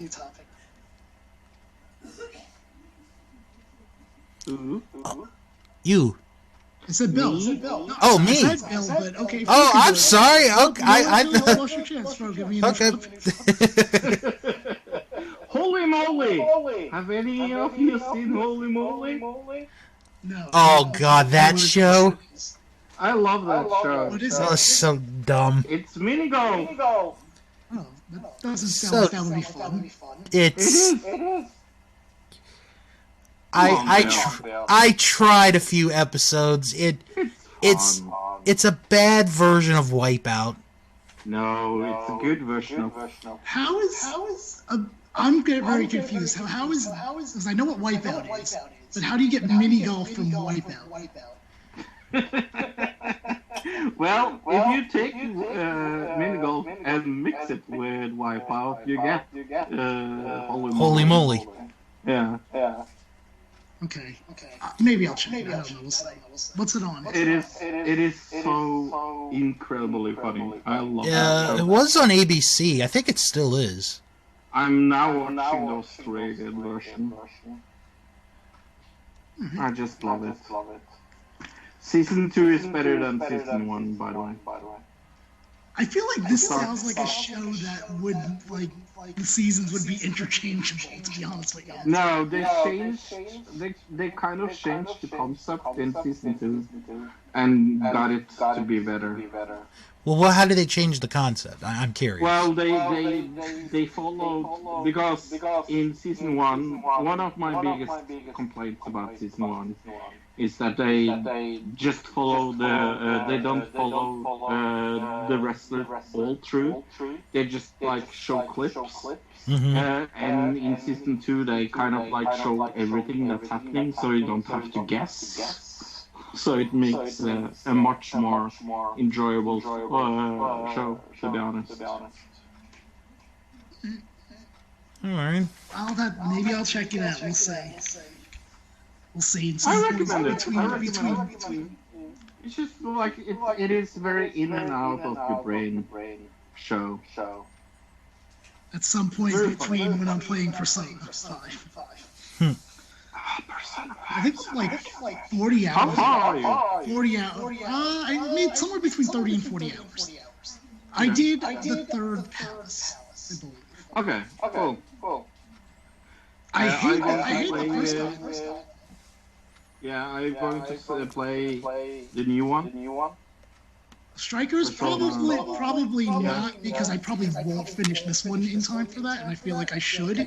Plus, I think my next one, you have no idea. For me, so I was talking to my friend Rowdy Ross, and I said to him, I had to do so much justification to buy this game for some reason, because I was like, okay, it's on sale. It's Persona 5 Royal Edition, which supposedly has all the DLC stuff and a secret semester.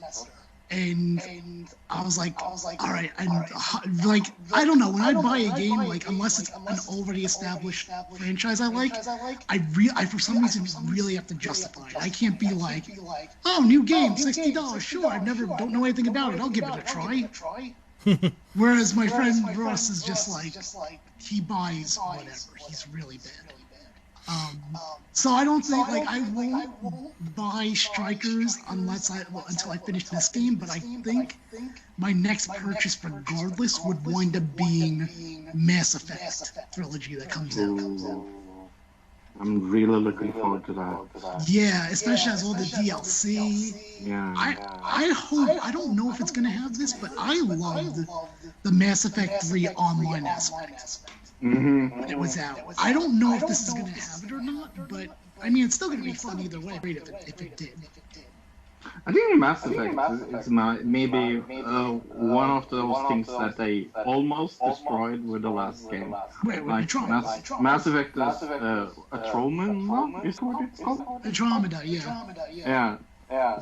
Fucking sucked. Donkey. Not only was the story wasn't good, but also it was very, very glitchy in some parts. so bad. I still remember there was one point it's like go to this person, but I guess I must have done it already. So Right. it would stay like this is where you're supposed to go, even though nothing is there, and nothing would ever be there for the rest of the game because like you missed your opportunity, and they don't clear it out. Yeah. What was this match? Tag match. Justin Gabriel and Heath Slater. Heath Slater gets Santino and Kozlov. What a tag team division this is. Oh my gosh, there was a picture recently of Kozlov. Like WWE did like a Where Are They Now on WWE.com. Kozlov looks like a completely different person. He has a beard. He has a tan. He looks like he's dropped a few pounds. He looks like he could have been in the movies. So you have people that look differently. Big news coming out from Tyler Rex, who's now a transgendered person. Yes. Though that was interesting. Nice story, you know. We have Ty Grisham now on. I mean, Ty Grisham, right? He was. I feel like he wasn't there for that long in all reality, but maybe he was. How long was he there? I'm gonna look that up real quick. Look it up real quick. While Fro gives me a topic, or unless he wants to talk about how much he loves The Miz. I love The Miz. I do love The Miz. I just missed when he went around and said hoorah. That's what I missed. Hoorah! Who knows? Hoorah? I miss the old Miz. Me too. I miss old Miz. See what I did there? Why did Miz get the Money in the Bank again? I don't. When it should have went to Otis, which I was all about, and then they're like, no, fuck you, we hate that you like something of ours, so we're gonna do something to not make you like it. But isn't that WWE in a nutshell? It is. It It is. really is. It is. Okay, so Jonathan Gresham was in WWE from 2004 to 2011. So he was there for a long time. 2004. I wouldn't have guessed that early. He debuted as the voice for Sunday Night Heat. Wow. And then he also hosted Bite This, if you remember that. Yeah, that Jim. was the web show, wasn't it? Yeah, that was the web show. Bite this? Sounds like BYTE program. this. Yep. Bite This was, I remember, was really, I think, one of the major starts from the Matt Hardy, Edge, Lita storyline. Mm-hmm, it was. Okay. Still sounds like a good program. So, Let's see what he's up to now. who? Todd Grisham? Yeah. Okay. Glad you're on a Todd Grisham hunt now. Vicky Guerrero coming out. Okay. That's how you say her name. He's currently working with UFC Good for him. as a what is he doing right now? Oh, he's working like the studio desk and play-by-play role for some fights. So Wait, so he's on Fight Island? I haven't seen him on Fight Island. I love that idea. It is great. It is so out of touch. What? I think it's very in touch. I mean, if I want to dictate how the rules of like how I can perform my own stuff and I can buy an island, I would do it. With my own rules on that island. It is so like witchman talk. I know. I like it. I'm just wondering how much longer is Dana White going to, like, if there is any legality. I think there is. Is there? Like, I don't know. But I'm just wondering, like, how much longer he's going to do this. Probably until next year. Yeah. Maybe. But then who's he going to sell the island to? Well, it's in Abu Dhabi, so maybe he'll sell it to Garfield, and then Garfield will send Ermal there. Oh, No, there was a sign that said Vicky burped. There it is. Look, Vicky burped. Vicky burped. It's right in the middle. They'll do another shot. You'll see. I'm looking at the Finland Oh, there it is. The Finland what? I was gonna say frag. I was trying to say flag, but it came out frag. Yep. Why is she out here again? That's a good question. Oh, now the Vicky burp person's all excited. They're moving the sign back and forth and left. Was she the GM at the time? Maybe. Although Teddy Long was out earlier, so... Right, so I guess Teddy came back. Give Dolph a second chance. Are you kidding me? Dolph had like 15 chances. Kane was my dentist. Okay, that is the one thing that I do miss in general of the last few years with WWE, are the fans coming up with these great signs, because, like, you come up with a sign and WWE could just take it away from you if they don't like it. Like, if it's promoting an event, okay, I understand, but if you have something like Vicky burped, that should be there, you know? Yeah, there it is again. It's the side of the night. It was just one pay-per-view too late. If that had been at the Royal Rumble, that would have been... I would have had that in my notes. I definitely would have noticed that. I mean, I noticed it here. So I'm just trying to figure out what this segment is. Because so she's saying give Dolph a second chance. But I think Dolph got fired. But he was just in the Royal Rumble last month. Oh yeah, you're right, because it says rehire Dolph. Don't do it, Teddy. I'm cheering for Teddy not to do it. Come on, playa. Oh my gosh. Why are you hiring me, Teddy? Why? There was one night, because I was watching on Facebook, High Spots they've been doing this thing where, like, they'll have guests and they might sell, like, some of their personal belongings. So Teddy Long was on one night, and he was selling his WWF referee gear. Okay. Aww. So it had the shirt and the pants, and his pants had knee pads stitched into the pants. Okay. That outfit went for like $800 auction. Wow. Really? Yes. Wow. Well, who did Teddy It was Long hire back? amazing. He hired someone back. Not Dolph, though.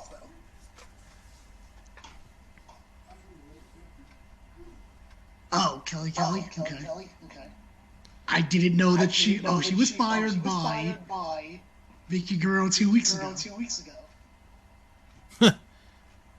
There it is, everyone. Kelly hired back. She was an exhibitionist, remember? Yep.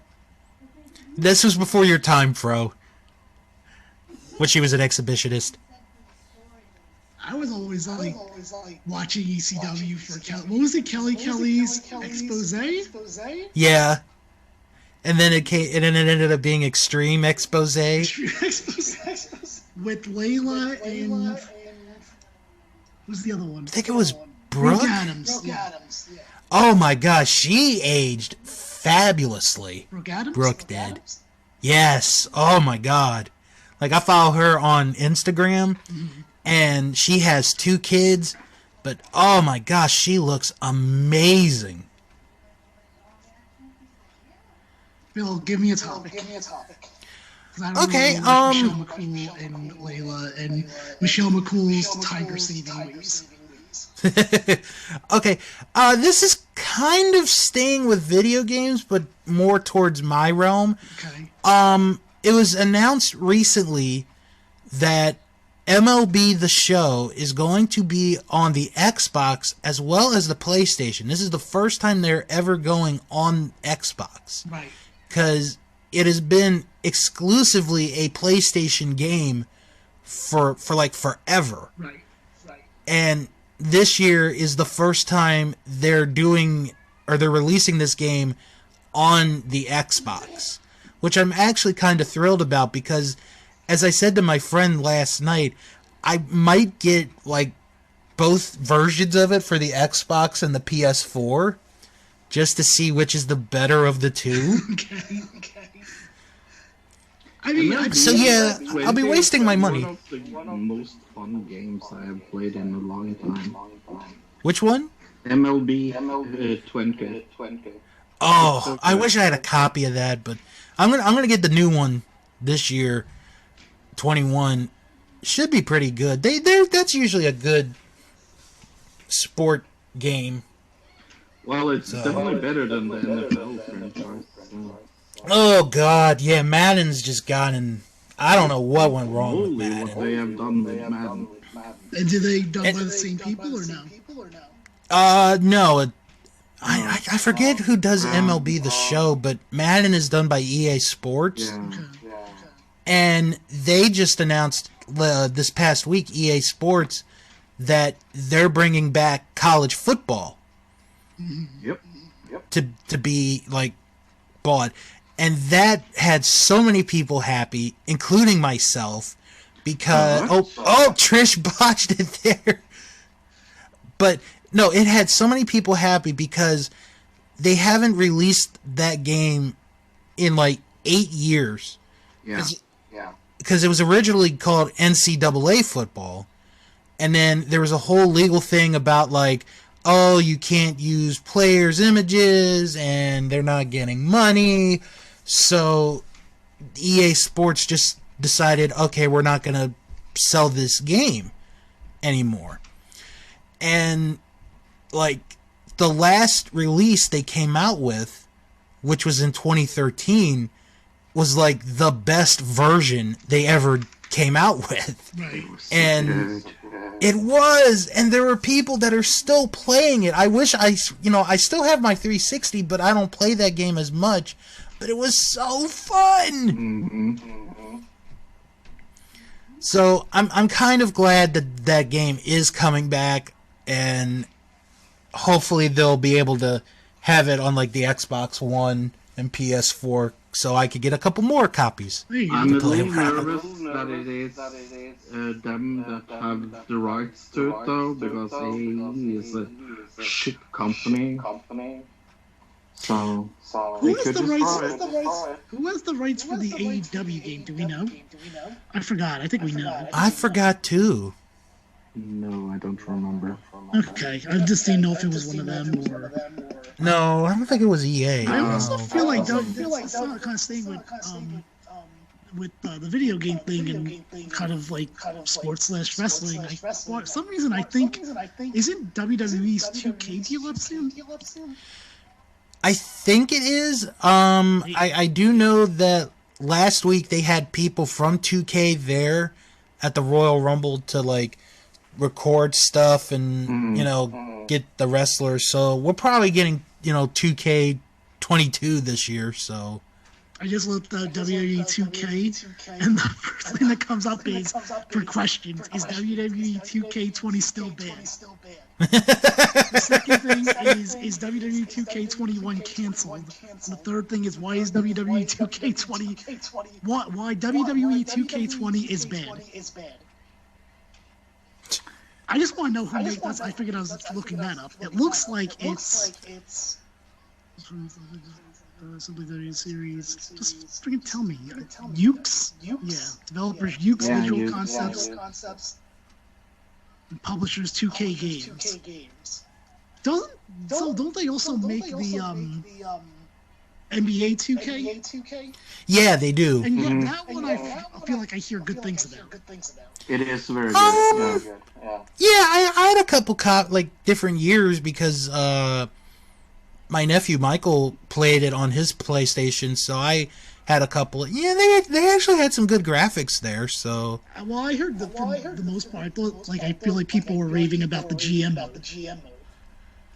Okay, my video has frozen for some reason stopped because it's WWE Network. I know. So why don't you restart and we'll just keep going? And right now we're at 1 hour 43 minutes and 57 seconds. Okay. And while you do that, Fro, give me a topic to talk about with just me while you set that up. What is the worst match you have ever seen in WWE? It's a tough one. Because Do you a lot remember? of it's not that I don't remember; it's that I probably have a bunch. Okay. Not just in general, and they're all like for different reasons. Because like for me, I meant live. oh, live. Oh, then if it's live, then it would definitely be. Was gonna say Brock Lesnar and Bill Goldberg from WrestleMania 20, but Ooh. I did enjoy them. I did enjoy booing both of them when I was there live. So I don't know if it was the worst, because I was like, because with Goldberg I've always been like, fuck this guy. Yeah. And Lesnar I wasn't a huge fan of either. Lesnar for me has been on and off. Like sometimes I definitely don't like him like in the last 6 or 7 years, but sometimes I like him, sometimes I don't. That's probably the worst one, I guess. Okay. What about you, Bill? Worst match I've seen live. Oh gosh. I would have to say, the one that's popping into my mind is Darren Young and The Miz from Battleground. Okay. The one that we watched a little while ago, Jim. But Right, yeah. that was pretty bad to watch live. Okay. I should say honorable mention probably goes for my friend Sean. I can tell you this is his least favorite was probably the Hell in a Cell 2009, I think it was, the one where it was headlined by Michaels and Helmsley against Cody Rhodes and DiBiase, but there was what cell match was it? Not the first one. First one was Punk versus The Undertaker. Whatever the second one was, I would say is their least favorite match because he literally fell asleep. Wow. We looked over to the side at one point, and his eyes were closed, and we were looking to see if he was snoring, and I want to say it was Cena versus Orton, to be honest with you, but I could be wrong. Whatever the second, now I gotta look it up. Yeah. By the way, did you get to where we're at, too? Yeah, I'm now at 146.38. Let me see. I am at 147.03, 04, 05, 06. Yep. Same here. Alright, let me see what matches. Because I remember thinking going to the event, why the hell is The Undertaker and CM Punk the opening match? They should be the main event. Mm-hmm. It was Orton versus Cena. Ah, there you go. I don't blame him, too, because according to what I'm looking at, they went 21 minutes and 24 seconds. Oh, good lord. That was the longest match of the night, actually. Well, he got his 20 minutes in. Yeah. Well, no, I will say, around this time in 2011, as we're watching this event, is even though that same friend that I went to an event with, for that one, we also went to Survivor Series of this year. Mm-hmm. I think I might have told Bill this. I don't think I told Fro this. The main event of Survivor Series this year was John Cena and The Rock versus Miz and R-Truth, yeah. And on TV, it's kind of like a whatever match. Like, there's nothing special and nothing bad about it. However, if you were live, it was the funniest shit because The Rock was definitely on something because the man could not stand still. He kept going, like when he wasn't in the ring, like when he was in the corner, he kept leaving the corner and would go like halfway to the other side of the outside, like on the apron, then come back and then do it again, and then sometimes went all the way to the other turnbuckle and came back. The man could not stand still for some reason. And it became a point where me and my friend were timing him to see if he could stand still for more than 7 seconds. He never did it. We'd be like, 1, 2, up, there he goes. Gotta restart. I would love to know why the hell he was I don't think I've ever seen a wrestler be that bad when it came to not being able to stand still. It was amazing. That's too good. I'll always remember that because I don't remember. I don't know who took the winning pinfall there, but I sure as know The Rock couldn't stand still. Whoa, Lawler with a cross body block. What is Sounds like an amazing match. What's Lawler doing these days? Oh, Other than God. commentating, does he still try to wrestle places? No, I don't. I thought he wrestled somewhere like a few months ago, but I could be wrong. Lawler for Game Changer Wrestling. That's what I say. I mean, he's not on commentary that much. Like, he only, like, I think he only does like the kickoff show for pay-per-views now. Okay. And so that's like one appearance a month. So Bill, what do you want to talk about now?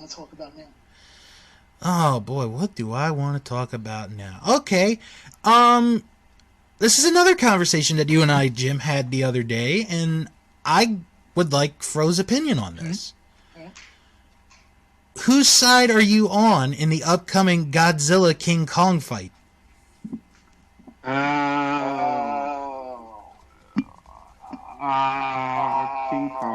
Kong.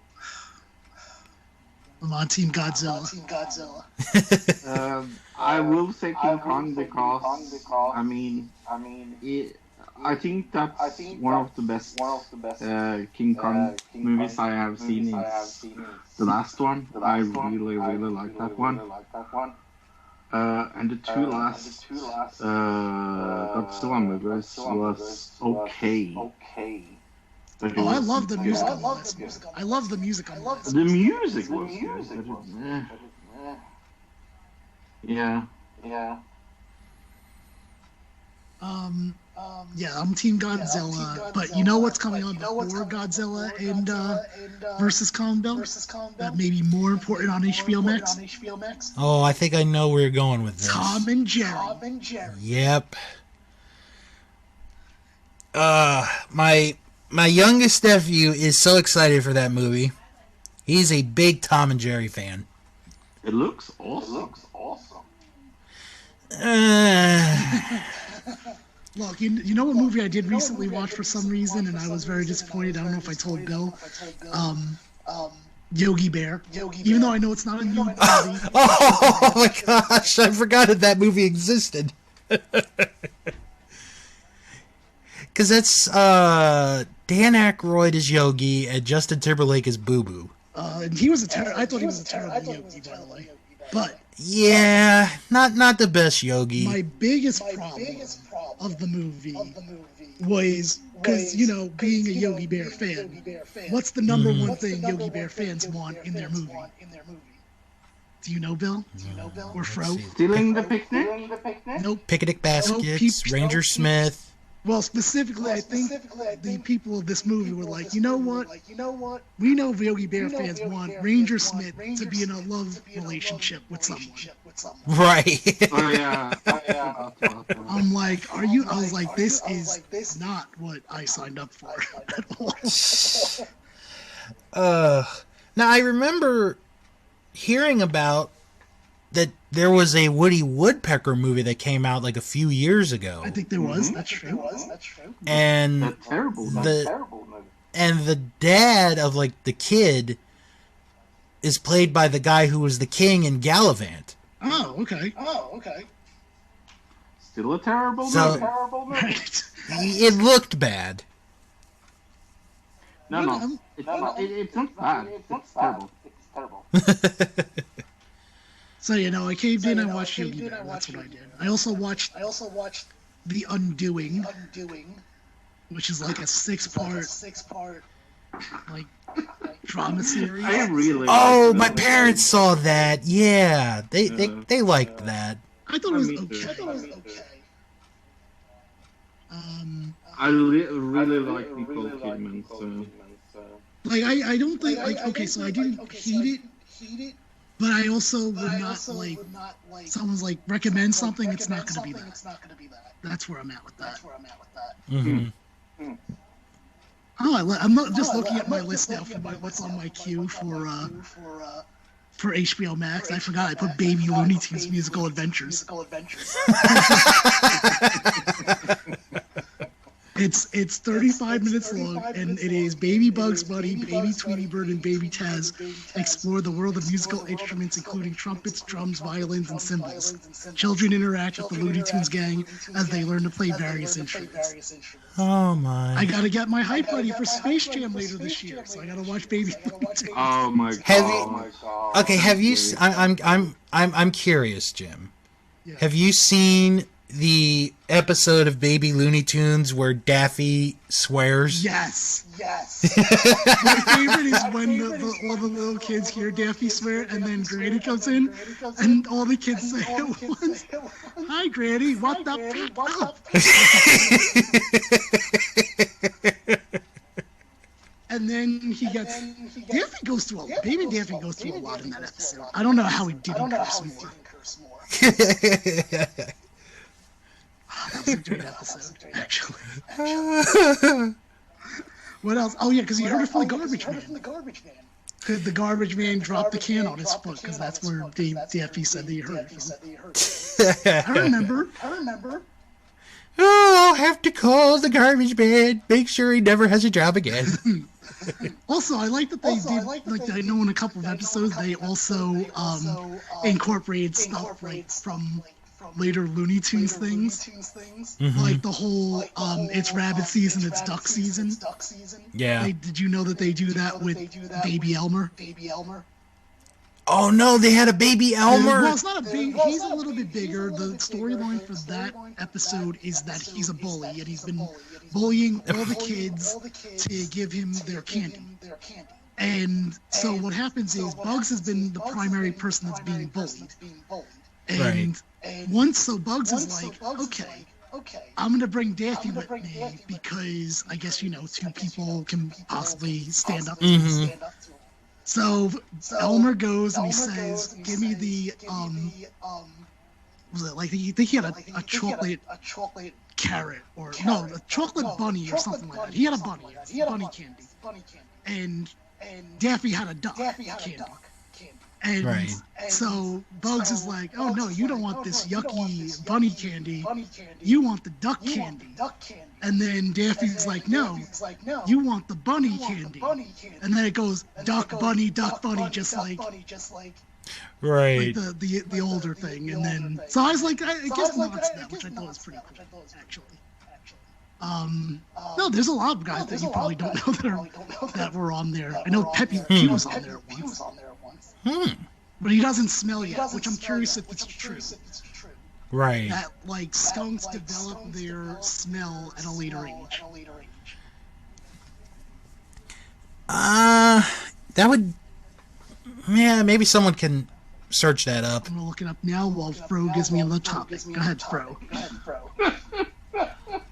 Does skunk smell? Is my next topic.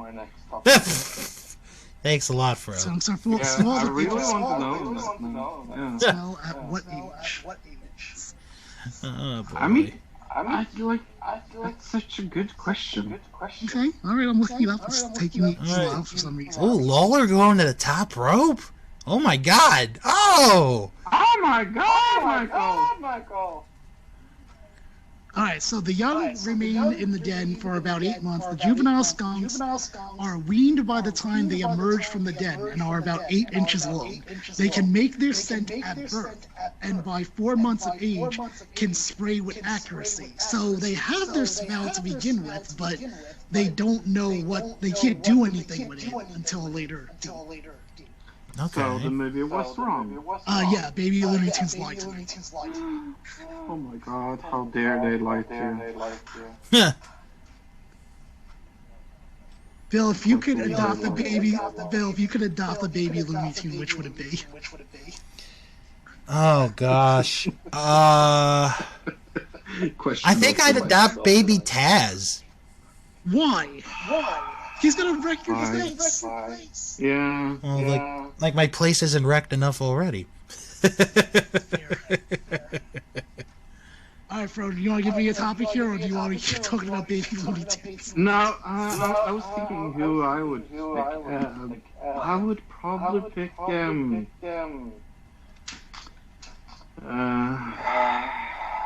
a good question.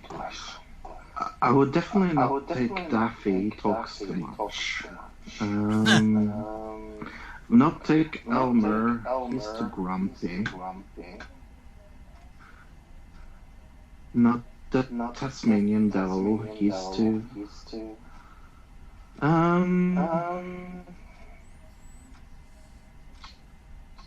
No, I would take whoever gets the invasion in Norwegian is called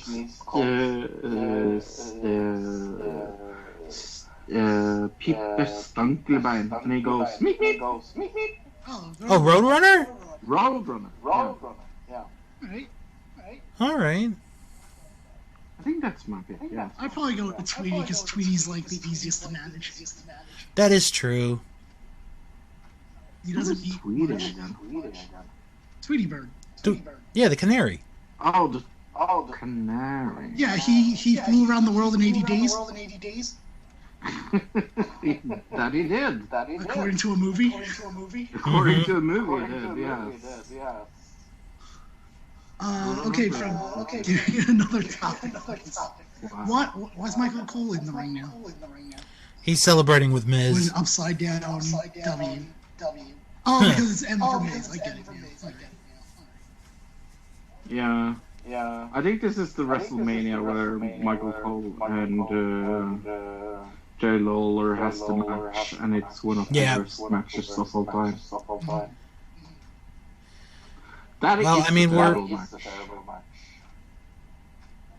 We're all hoping for Bayley and Michael Cole this year, so. Is that a rumor? No, that's probably not going to happen. So. I wonder what my chances are of watching WrestleMania this year. Oh.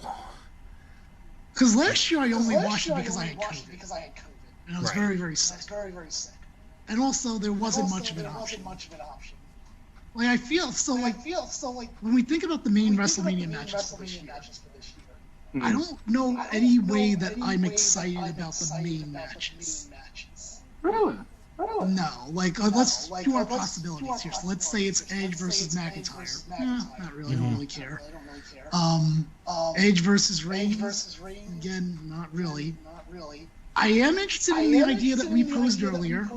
If it's for Edge and Balor. That's a story that they've never done. That would be super interesting. So which means they're not going to do it. Now, what else is rumored for WrestleMania outside of that? Bad Bunny, I think. Oh yeah, Bad Bunny might have a match at WrestleMania. Who? Bad Bunny. He's a musician. He performed at the Rumble last week. He's a bunny that's bad. Mm-hmm. Oh, guy that's okay. How come Bill just goes, like that's absolutely correct. Okay. You know what? I think they're gonna do. This is from what I know it's only 1 week, but I think they might do Bad Bunny and The Miz.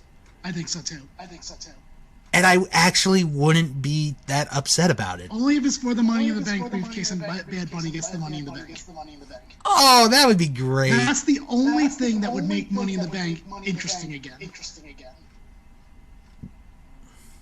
Hashtag mix. Let's see. I mean, is it interesting now? I mean, they've done every possible scenario that you could do with Money in the Bank already. Wow. I'm sure they haven't done any. everything. If you can name something, you're welcome to. Right. I'm trying to think, like... The only thing there's one thing they haven't done, which I would be interested in, actually, now that I'm thinking about it, and Bill, correct me if they've done this or not. The time expires. The time... Oh, you mean the end of the year, like the contract. Yeah, well, the thing is, because Miz just got it, like, what the hell is this? Oh, yeah, they have not done that. I wouldn't mind seeing that, like, and you have Money in the Bank is super pressured to cash in because they're running out of time. Mm-hmm. That's really the only situation I can think of that they haven't done. That's right, they've never done that. Oh, that would be hilarious. I imagine someone freaking out, like, oh, here I go, and then, like, something happens, and they're like, oh, I can't, but I really should because I'm running out of time. Yep. That would be, like, the best thing. What? Again, it's something they haven't done. I just want things that they haven't done instead of Edge competing again in the main event, or I just want new things, bro. That's all I'm asking for. Aww. And not Goldberg, and not Brock Lesnar, and not John Cena. John Cena is not. And an interesting story with that. And the new guy goes, and the current guy goes over. That's all I'm asking for. I know it's asking for a lot because they hate their current. Yeah. I think you're asking a little too much. I mean, I still can't get an answer on my favorite question to everyone is that find me the last time in a 9-week period that WWE did not have somebody quote unquote come back / return. Mm-hmm. I don't think you can name it. No. I think you're looking at early or maybe late 2000s for that answer. I have no clue. Yeah, Bill, you should really throw it out there. Like, just talk to every wrestling fan ever. I was like, I just want to know when the last time it happened. Because it definitely wasn't going to happen. I could probably name you times in the Attitude Era it happened. Mm-hmm. I could probably name you times in the, like, 2002 to 2005 that it happened. I think it's after the guest host that I think is the problem. Right. Finding one. Was the guest host the death host? Maybe? The death of what? Raw. Of Raw? No, I don't think so, because they were still doing okay. It wasn't really until, like, I would say the mid 2015, like 2014, 2015, that they really started getting to these, like, old WCW numbers. Basically. Like the dying days of WCW numbers, which is where we're in now, to be honest. Mm-hmm. Well, I mean, was it worse than? I mean, it was worse than it probably was in early 2000s, but that's a given that they were so hot then, so to speak.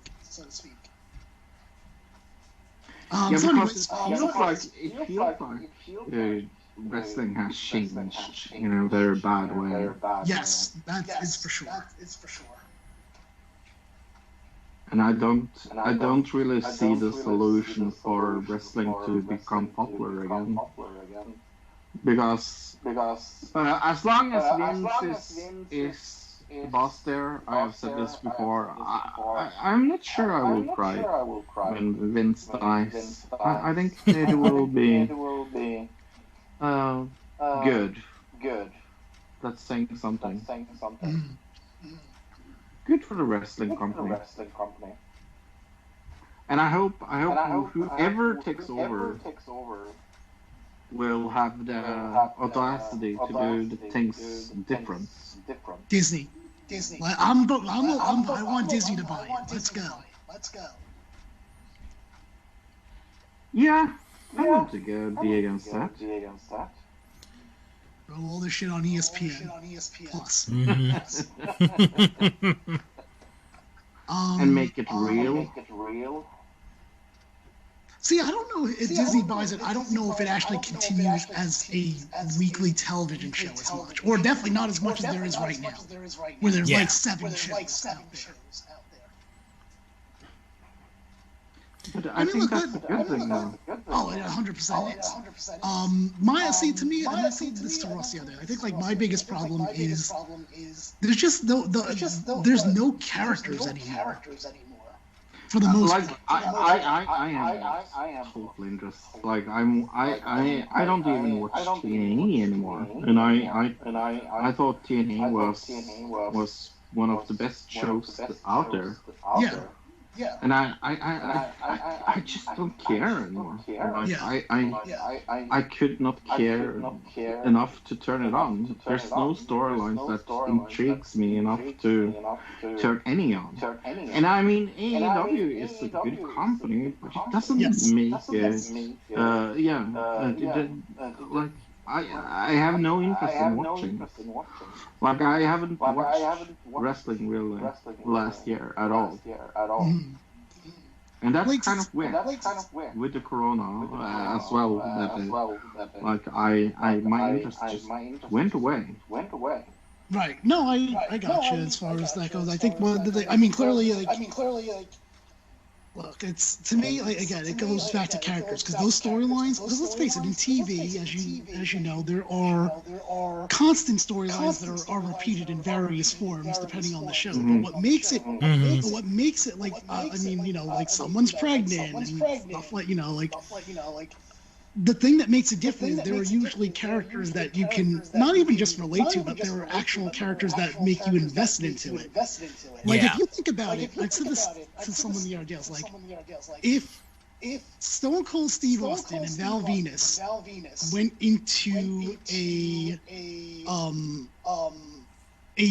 liquor store and asked for a drink, you would probably get two very different responses in your head because they're two very different characters. Now, do that with say Daniel Bryan and AJ Styles, and I think you would get almost the exact same answer. I don't think you're wrong. And I'm not just picking on AJ and Daniel Bryan, just the first two popped in my mind, but for the most part, that's the problem, is that there's there's like literally maybe 5 people on the entire roster I could say, that person's a character. Like The Fiend, Right.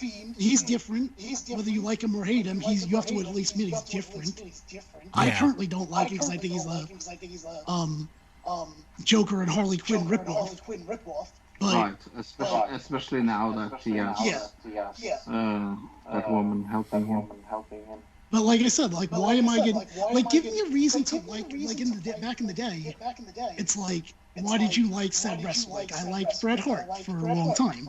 He's the essence of execution. He's the pink and black attack.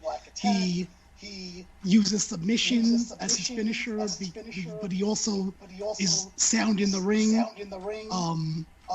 He's a Canadian hero. All these are character attributes. Yeah. I'm giving. Now, Daniel Bryan, what's his? And it hurts me to say this because, like, what I find more interesting is almost this. Like, I watched the Royal Rumble. I think the Royal Rumble pay-per-view is one of the best pay-per-views I've seen in years. Like, I love the Women's Royal Rumble. Probably their best Women's Royal Rumble. I love the Last Man Standing match. I love the male Royal Rumble. But I didn't watch Raw. I didn't watch SmackDown. Like, even though I thought that was an amazing pay-per-view, they didn't get me back. Because you know in your mind that anything that you care about, they'll probably squander away. Yep. Mm-hmm. And it's so funny, and then also they're the ones that have this weird attitude. And Fro, I'd love to hear on your. I know I asked Bill about this, but I'd love to hear if you can think of another company. Have you ever heard of another company that actually blames their audience as much as WWE does? No. That their audience is wrong, not them. Yeah. It's amazing to me, like how much that's done. Yeah, and it's sad. I mean, it's just like it's so unnecessary. It's unnecessary. I mean, like I said, it's that to me that's the main thing. the storylines can be good, but if you don't have anyone that you care about, that's the problem. To me, the first thing they need to do is get characters back.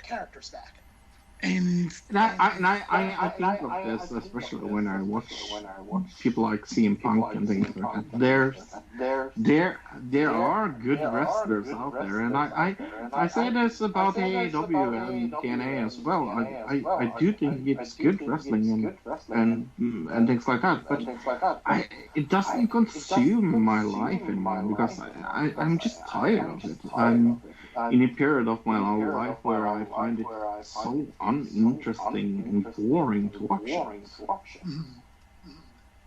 No, I get what you're saying, but again, like I said, I go back to. I mean, I think AEW definitely has more characters for sure. They definitely have some of them as the same problem. Basically, what I'm trying to say here is, I think the way that you get people back is you make characters. Give me a reason why I should like X wrestler other than they are good in the ring. Yeah. Mm-hmm. And that's their problem. That's not just them. There's a lot of promotions that have this problem. But yeah, obviously we're talking about the main one right now. That to me, that's their biggest problem. And then on WWE side, the other big problem is, like you said, you're like, there's nothing interesting, but also. It feels like if you do get interested, it feels like a job because it's 3 hours of Raw and 2 hours of SmackDown with just those two. That's 5 hours alone. Yeah. Throw in NXT. There's 7 hours. That's an entire work day if you're really looking into it. Like a little short, maybe. But you understand what I'm saying? That's insane. Whereas in the day, you can just do WCW and WWF 2 hours and 2 hours. That's 4 hours, and that's fine. You're good. That was before Thunder and all that, obviously, but, we're good for the most part. If you go back to even the that's maybe my main problem is that even though if I would go back and invest my time of it, I would never ever trust them again. And I think that's my main problem is, like, even though I thought, like I said, the Royal Rumble was an amazing pay-per-view, I don't trust them again to do it again. Like, I don't think the Elimination Chamber will be as good as the Royal Rumble. I don't think WrestleMania last year was amazing. I think it was one of the worst WrestleManias of history, to be honest. Like, I hated it. Bill knows how much I hated watching it 2 days in a row. And they are doing the same shit again this year. Like, I have absolutely no interest in their product. I have no interest in investing my time with them because they haven't earned my trust. Yeah, no, you're right. Bill, you want to add anything to this? I mean, with the whole character thing, it's like with WWE, and I think they are the most guilty of this, what I'm about to say, is it's like you have to know what the person is without, and if you don't know, so basically in a way they're kind of saying, oh, you should watch NXT to learn more about these people. And then let's say somebody, okay, like an AJ Styles, who never went through NXT. It's like, oh, here's AJ Styles. He's one of the best wrestlers in the world. And it's like, okay, well, let's say the average fan never saw AJ Styles before getting to WWE. How are they supposed to know who he is, and what he did? You'd have to go, to like YouTube and other places, to find stuff. And I think there is the problem, is how are you supposed to develop, personalities, characters? Like, there's very few I can think of. Like R-Truth, his character is, oh, I'm the 24/7 champion. People are coming to chase me. I cannot live without that title. And that's a character right there. His whole world is the 24/7 title. So there's a character. Shayna Baszler and Nia Jax, their characters are they destroy people when they wrestle. I wouldn't say that's a character trait. Really? You wouldn't think so? Because shouldn't everyone be trying to do that in a competitive environment that's scripted? True. Okay. All right. Like, R-Truth I'll give you, even though I think his character is I'm an idiot. Well, yeah, that too. That is his character. He is an idiot. But I won't give you Nia Jax and Shayna Baszler. Sorry, Nia Jax. I apologize. We had that talk last week. I got to work on that. Even though I don't think it aired yet. Right. No. One example of that episode that hasn't aired yet. I think I picked on Tony Storm on that one. Yes, you did. And rightfully so. This is a great example. So Tony Storm, as you saw in the Royal Rumble, came in for the Women's Rumble. They referred to her as the rock star Tony Storm. What makes her a rock star? That's the kind of shit that I mean. Yeah. You know, and that is one of their biggest problems. It's like they don't tell. They just think you. Like Bill said, they think you should have known. They think you should have invested all the time in all their products. So that's kind of like, I get tired of having to know everything about everybody at the same time. It's like, and another thing, ludicrous. and this is something that I just thought of, and I'm not making an excuse for WWE for what I'm about to say. When Dusty Rhodes died 5-6 years ago, they lost somebody that could teach the younger people how to be a character. Because Dusty Rhodes' character is perfect. Common man, son of a plumber. You know, didn't have a lot. Had to, you know, he's the everyday guy. That's a character. And, you know, he could teach that. And, yeah, there are some that might not get it, but there are others that, you know, once they figured out what their character is, they could roll with it. They don't have anybody at the Performance Center like a Randy Orton, like a Dusty Rhodes, that could teach them that. And I'm sure someone is probably saying, kind of like the problem they have set themselves, and it's like, it's not really anybody's fault. It's their fault more than any other. Right, and then like you said, and then when you do get invested into someone, like let's say the Fiend, then you have Goldberg come back and just beat him for the belt. Yeah. That's the other half of it. You make it sure that it's very clear that these guys right now suck, and they can never beat anyone from the past. And I mean, imagine if 1997 and 1998, Steve Austin all of a sudden lost to Bob Backlund. oh my God. Like, imagine how far he would go or not go. Like, Right. this is the only generation they have done this. Or Hulk Hogan, 80s Hulk Hogan, all of a sudden in 1985 or whatever, loses to Bruno Sammartino. Right. It didn't happen in any generation except the one we're currently living in. Mm-hmm. Yeah, no. I agree. And I think the perfect example of that, and it kind of coincides with this event that we're watching right now, is WrestleMania 28, John Cena and The Rock. Because all they had to do was have John Cena beat The Rock, and we might not have this problem today. Right. And it's not, and I don't think it's Rock's fault. Actually, it isn't, because, you know, they're just going by whoever wins. So, I'm going to disagree. Yeah, that's kind of what I find most frustrating about WWE content in general is this lack of interest in keeping things interesting. I think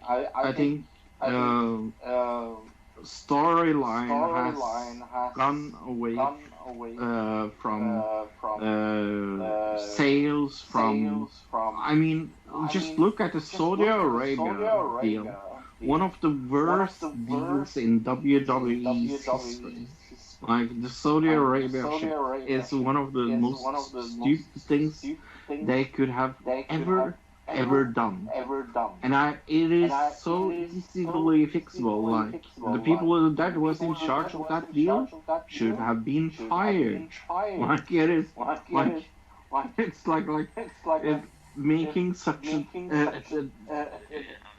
that people like think of your company in the same way of like despots and people that try to kill people because they like disagree with you. That's not good for your company. I mean, like, see, the weird thing is, I think a regular company would definitely be in trouble for that, but I think what needs to be understood here is that pro wrestling is still way above anyone's care mark in the general public. Right. I think, because, I mean, hell, I mean, proof of that is, everything, with Donald Trump and, everyone's saying boycott this, boycott that has to do with Donald Trump. But yet, they've not contacted WWE. You know why? Because WWE and really pro wrestling is so irrelevant right now. In the grand scheme of things. So, and the Saudi Arabia deal, like, I mean, as much as I know you hate it, like, it is bringing them way more than Wrestlemania, apparently. Could. So, money, from a yeah. financial standpoint, But in your reputation, like, well, that's one of the things that I don't. But has think about WWE really had a great reputation before that? Before the Not Saudi really. Arabia deal, I would at least say they had a better relationship with their audience. I would say that. I would say they had a better kind of rumor than after. Yeah, I think the Saudi Arabia deal totally fucked them with reputation-wise. I would be on your side if, when the Saudi Arabia deal happened, all of a sudden they lost half their subscribers of the WWE network, and that did not happen. No, I agree with that, but I don't think that's really how do I explain this? The audience fault.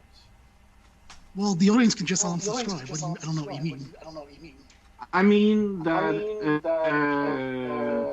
they could say I'm sick of the Saudi Arabia shit, and I'm sure there were people, to be honest with you, I'm sure there were. Right. I'm sick of Saudi Arabia shit that I'm unsubscribing, but clearly it wasn't enough for them to declare like we're in trouble.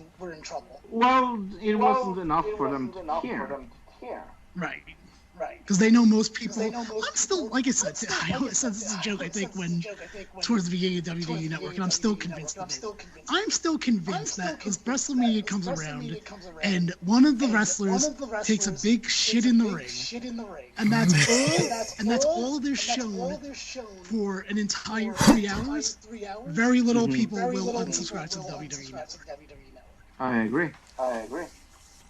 See, the thing with the Saudi deal, and see, if they had done WWE just one show, just one, I don't think we're talking about as much as we are today with the one show.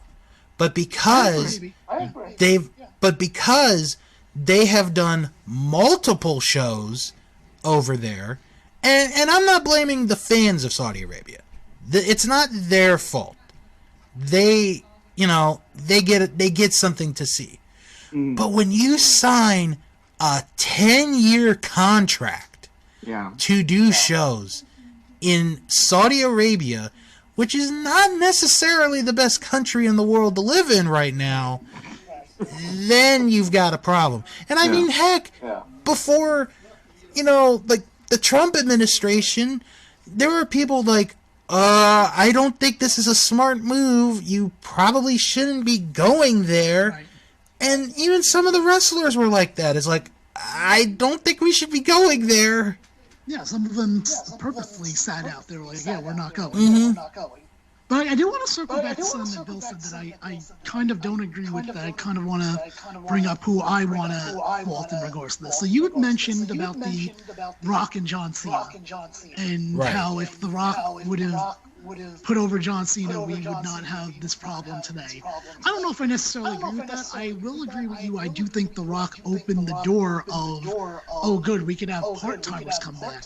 But Yes. there's one person I really actually blame for escalating, because The Rock is one of the top 3 wrestling stars in all of history. I Can we agree. with that? I agree. Okay. So I don't blame them. Like, okay, yeah, it's a big guy. More than likely, at this point, people are probably buying this for him. I blame Brock Lesnar. That's another good one to blame. He came in and his reign, lasted for like 5 or 6 years of him basically coming in, not really putting anyone over. Even when they weren't over, it's like these were people we already knew were top guys. It's not like he's working with these mid-carders to help make the company better and help future stars. Yet they would always go back to him. Hence why we renamed the title the Brock Lesnar Memorial title, because he's held it for so damn long. And he's not there to put any. He's always like gone because he's not there to like actually do programs with, for the most part, to help a feud out, to help possible character development. So I would say, to me, the number one culprit is Brock Lesnar. And I think with Brock, the one person, while they were in WWE, that's going to be my key thing that I say there. The one person in WWE while they were there that had the least to benefit from his time with Lesnar was Jon Moxley when he was Dean Ambrose. Oh, yeah, Because that match that they had at WrestleMania, they hyped that match so much as this street fight, no holds barred kind of match. And it was like, oh, we're going to have, here's Dean Ambrose, who is, like a fighter, and Brock Lesnar is a fighter, and we're going to see these two beat the crap out of each other. And we barely get a third of the idea of that even happening. And I think it was Moxley who said on an interview later that it was because Lesnar wanted to be, like, safe and be in a good health position for his UFC 200 fight, which was like a few months later. Yeah. And it's like, well, if you're worried about that, then why the hell would you agree to do a no disqualification match on the biggest show of the year? Yeah, like I said, I'll always blame him, but obviously there in the years to come there were more that kind of didn't. I think this is why I was okay with Edge winning Royal Rumble, because I was like, look, at least he actually stayed in there the whole match. Exactly. And when he's around, he does at least contribute to the program. It's like. It's very different between Edge doing that and Goldberg coming out and saying, I'm next, and getting a title shot. And it's amazing to me that people don't see the difference there. Or even worse, don't see the difference between Goldberg and Sting in AEW. Yeah, because with Sting, he's on every single week. He doesn't have... he does have a match in 4 weeks at the next pay-per-view, but he's on the show every week. Either he's cutting a promo, or he's with Darby Allin, he's doing something every week. Bro, you want to add into that? No, I agree. I mean, I find it interesting that Sting has had this renewal back. I like it. Yes, Sting in AEW. I mean, I said that was the moment of the year last year. Mm-hmm. And it was so good because we never even thought of it. No, that's true. That's true. And that's where AEW, I feel, that's one of their better things that they do is how good they keep a secret. Mm-hmm. Oh yeah, definitely. Because like that's going back to like, you know, during the Monday Night War when you wouldn't know, you know, who's gonna come on, like if anyone's making a debut, if they're returning, unless they advertised it. But that's where I think that may be AEW's biggest strength. Is how good they're able to keep a secret. See, I think one of their biggest strengths is actually, with exception of my rant earlier, because I'm still, you know, I guess I'll give them a few weeks and see if they'll explain it. But for the most part, they usually explain things fairly well on why something's happening. Like I remember a few weeks ago, it was Joey Janela against Kenny Omega, I believe. Yeah. And I was like, oh, this is out of nowhere. But then they were like, oh, I guess Janela got taken out of a tournament and was supposed to fight Kenny Omega, so now they're making up for that. Like, okay, wow, that's good. Okay, I'm glad that you actually explained that as opposed to, you know, Goldberg's going for the world title. Or Brock Lesnar is going for the championship again. Why? Because we want it to be. Well, we just felt like they should do it. But that's been the explanation for a lot of matches, I feel like, especially like Rock Cena 2, like twice in a lifetime, like proves that they really don't care about the audience. They only care about profit. Mm-hmm. And like I said, the old guys will just keep coming back. They've relied on them for years. And years ago, when they probably had their first anniversary show or some kind of special about Legends Night, it was probably a big hit. Now it's like, just a very small bump compared to what it used to be. Right. That's why, like I said to Bill, I'm like, and then I tell you one, I don't get excited really for quote-unquote surprise entrance in the Royal Rumble. Why? I've seen them all year round bring in people. Yeah. Well, you gotta give me someone. It isn't special anymore. Yeah. You gotta give me a hologram. You gotta give me a hologram of someone. Then maybe I'll be excited. Give me an Andre the Giant hologram. Hologram Andre the Giant wins the Royal Rumble going to WrestleMania. I wonder who he's going to challenge. You know what? I actually probably would watch that because guess what? It's something new. Yeah. I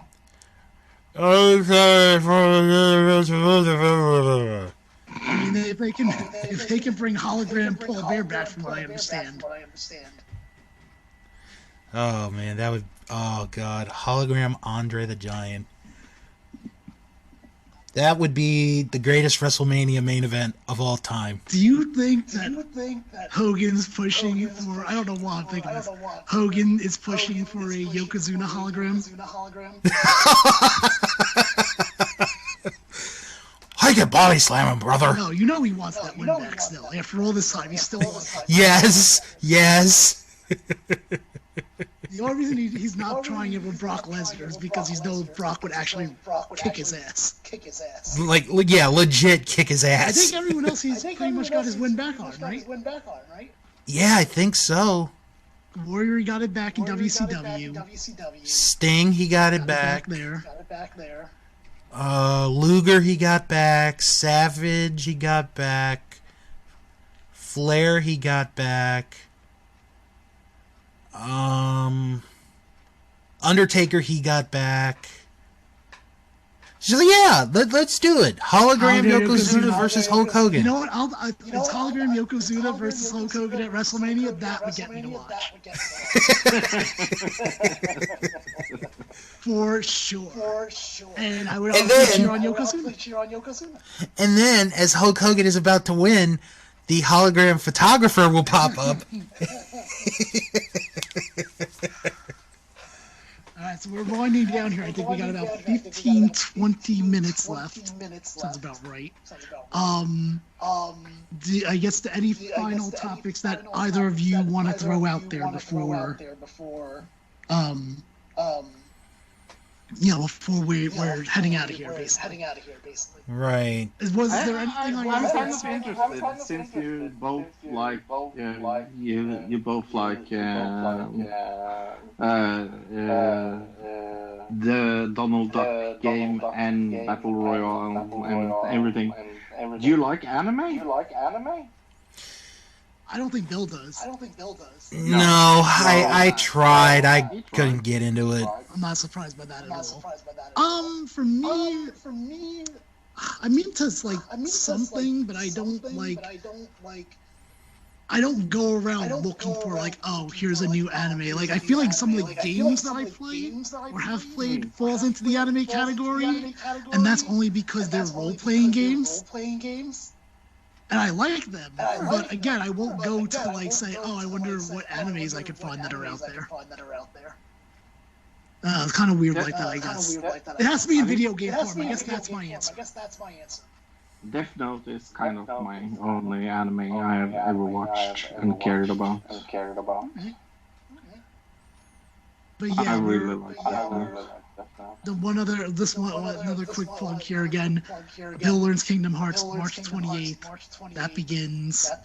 Bill learns about Sora, Donald, and Goofy, and all the Disney worlds and characters. Look at Morrison here. Morrison's actually going to jump from the top. I think it's. I was going to say, this is where he climbs. It's actually pretty impressive, if I remember correctly. Let's see this. Oh! Remember when Morrison was important, even when he was outside of WWE? Oh, that was fun. Yes. That was good. And what do they do when he comes back? They make him do something that he did 10 years ago. Yep. Yeah, because why not? That's the WWE. Why not? Bro, what do you think of Goldberg? I think that's no joke, the motto of WWE. Bro, what do you think of Goldberg? I like Goldberg. I liked Goldberg when he was good. Was he ever good? Or did he ever not know how, or did he always know how not to wrestle and injure people? Wow, it was that. If he had the right person to work with, he could have a good match. Yeah, I guess so. You know what's funny? We were talking about the young guys and the old guys or whatnot. I want to clarify something, because you just made me think of this.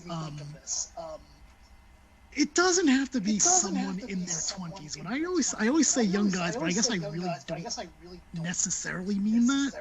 I mean a new act.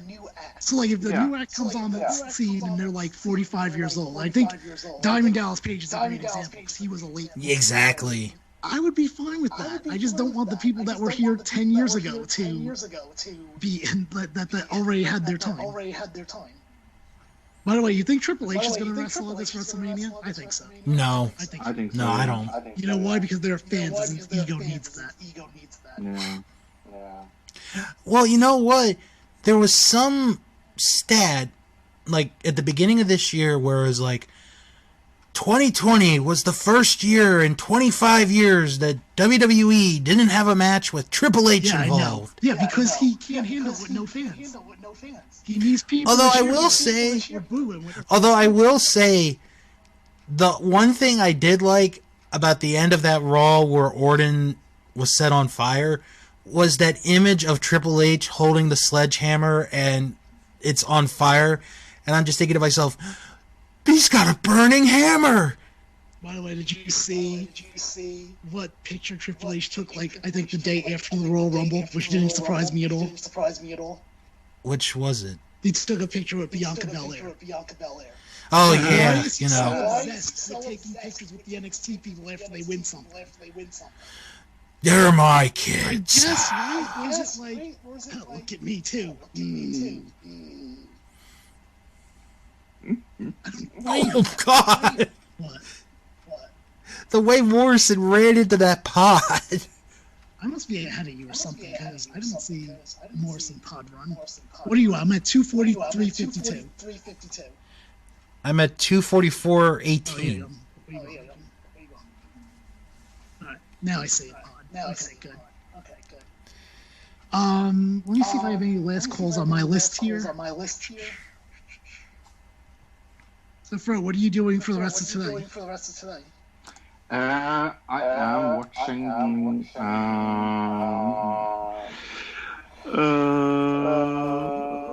Sorry.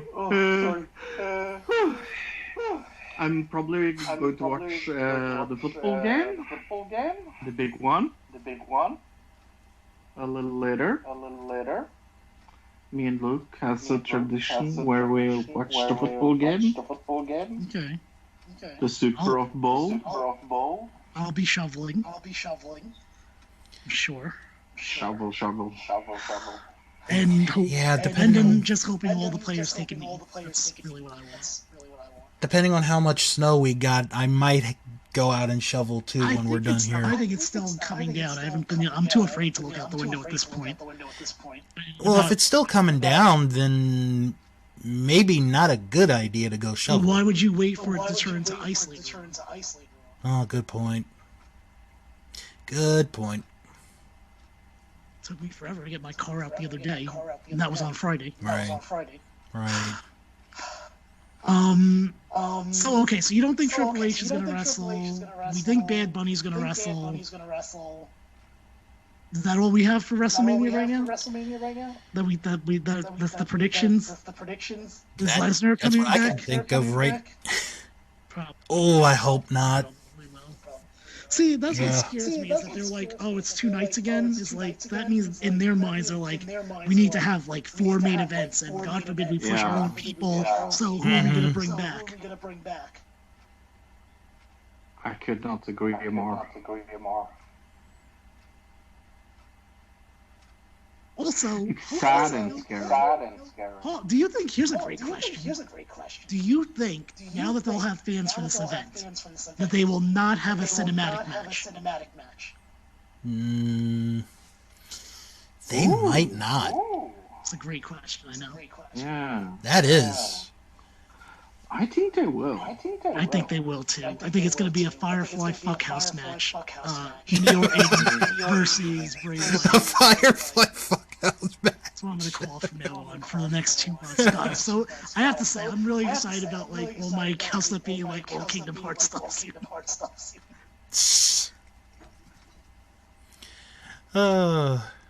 Because I mean, like I said, I didn't like either of the matches last year for the cinematic. I like some of them. I don't think they can do it. Me and WWE. Right. I liked one of the cinematic matches last year. The other one was kind of boring. One was just, well, the Firefly Fuckhouse match was just convoluted. I was like, I don't even know what this is. What am I doing? Yeah. I'm watching this.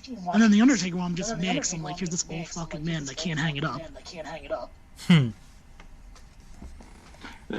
So what is the over-under for The Undertaker? I have asked Bill. Do you think he will be there? At this WrestleMania? Yeah. I don't know. That's a 50-50. He's definitely coming back at some point. He can't stay away. But I don't know if it's gonna be this. Then again, I mean, the man got 2 tributes in a span of like 9 months. Right. So who's to say? I can't even say like, oh no, he'll wait a while, because he already didn't wait. I'm gonna say no though. I'm gonna say they're not gonna go for him. Maybe he'll get smart and not, and like say, I want more money or something. Mm-hmm. Who will they try to make the new Undertaker? Oh, jeez. You mean as far as making rare appearances? Yeah. See, I would say Cena, but Cena is so much into Hollywood movies right now that I don't think he'd go. I agree. Yeah, no, I don't think Cena is interested at all. And looking back 10 years ago, we all know what that drum Cena was beating on. Mm-hmm.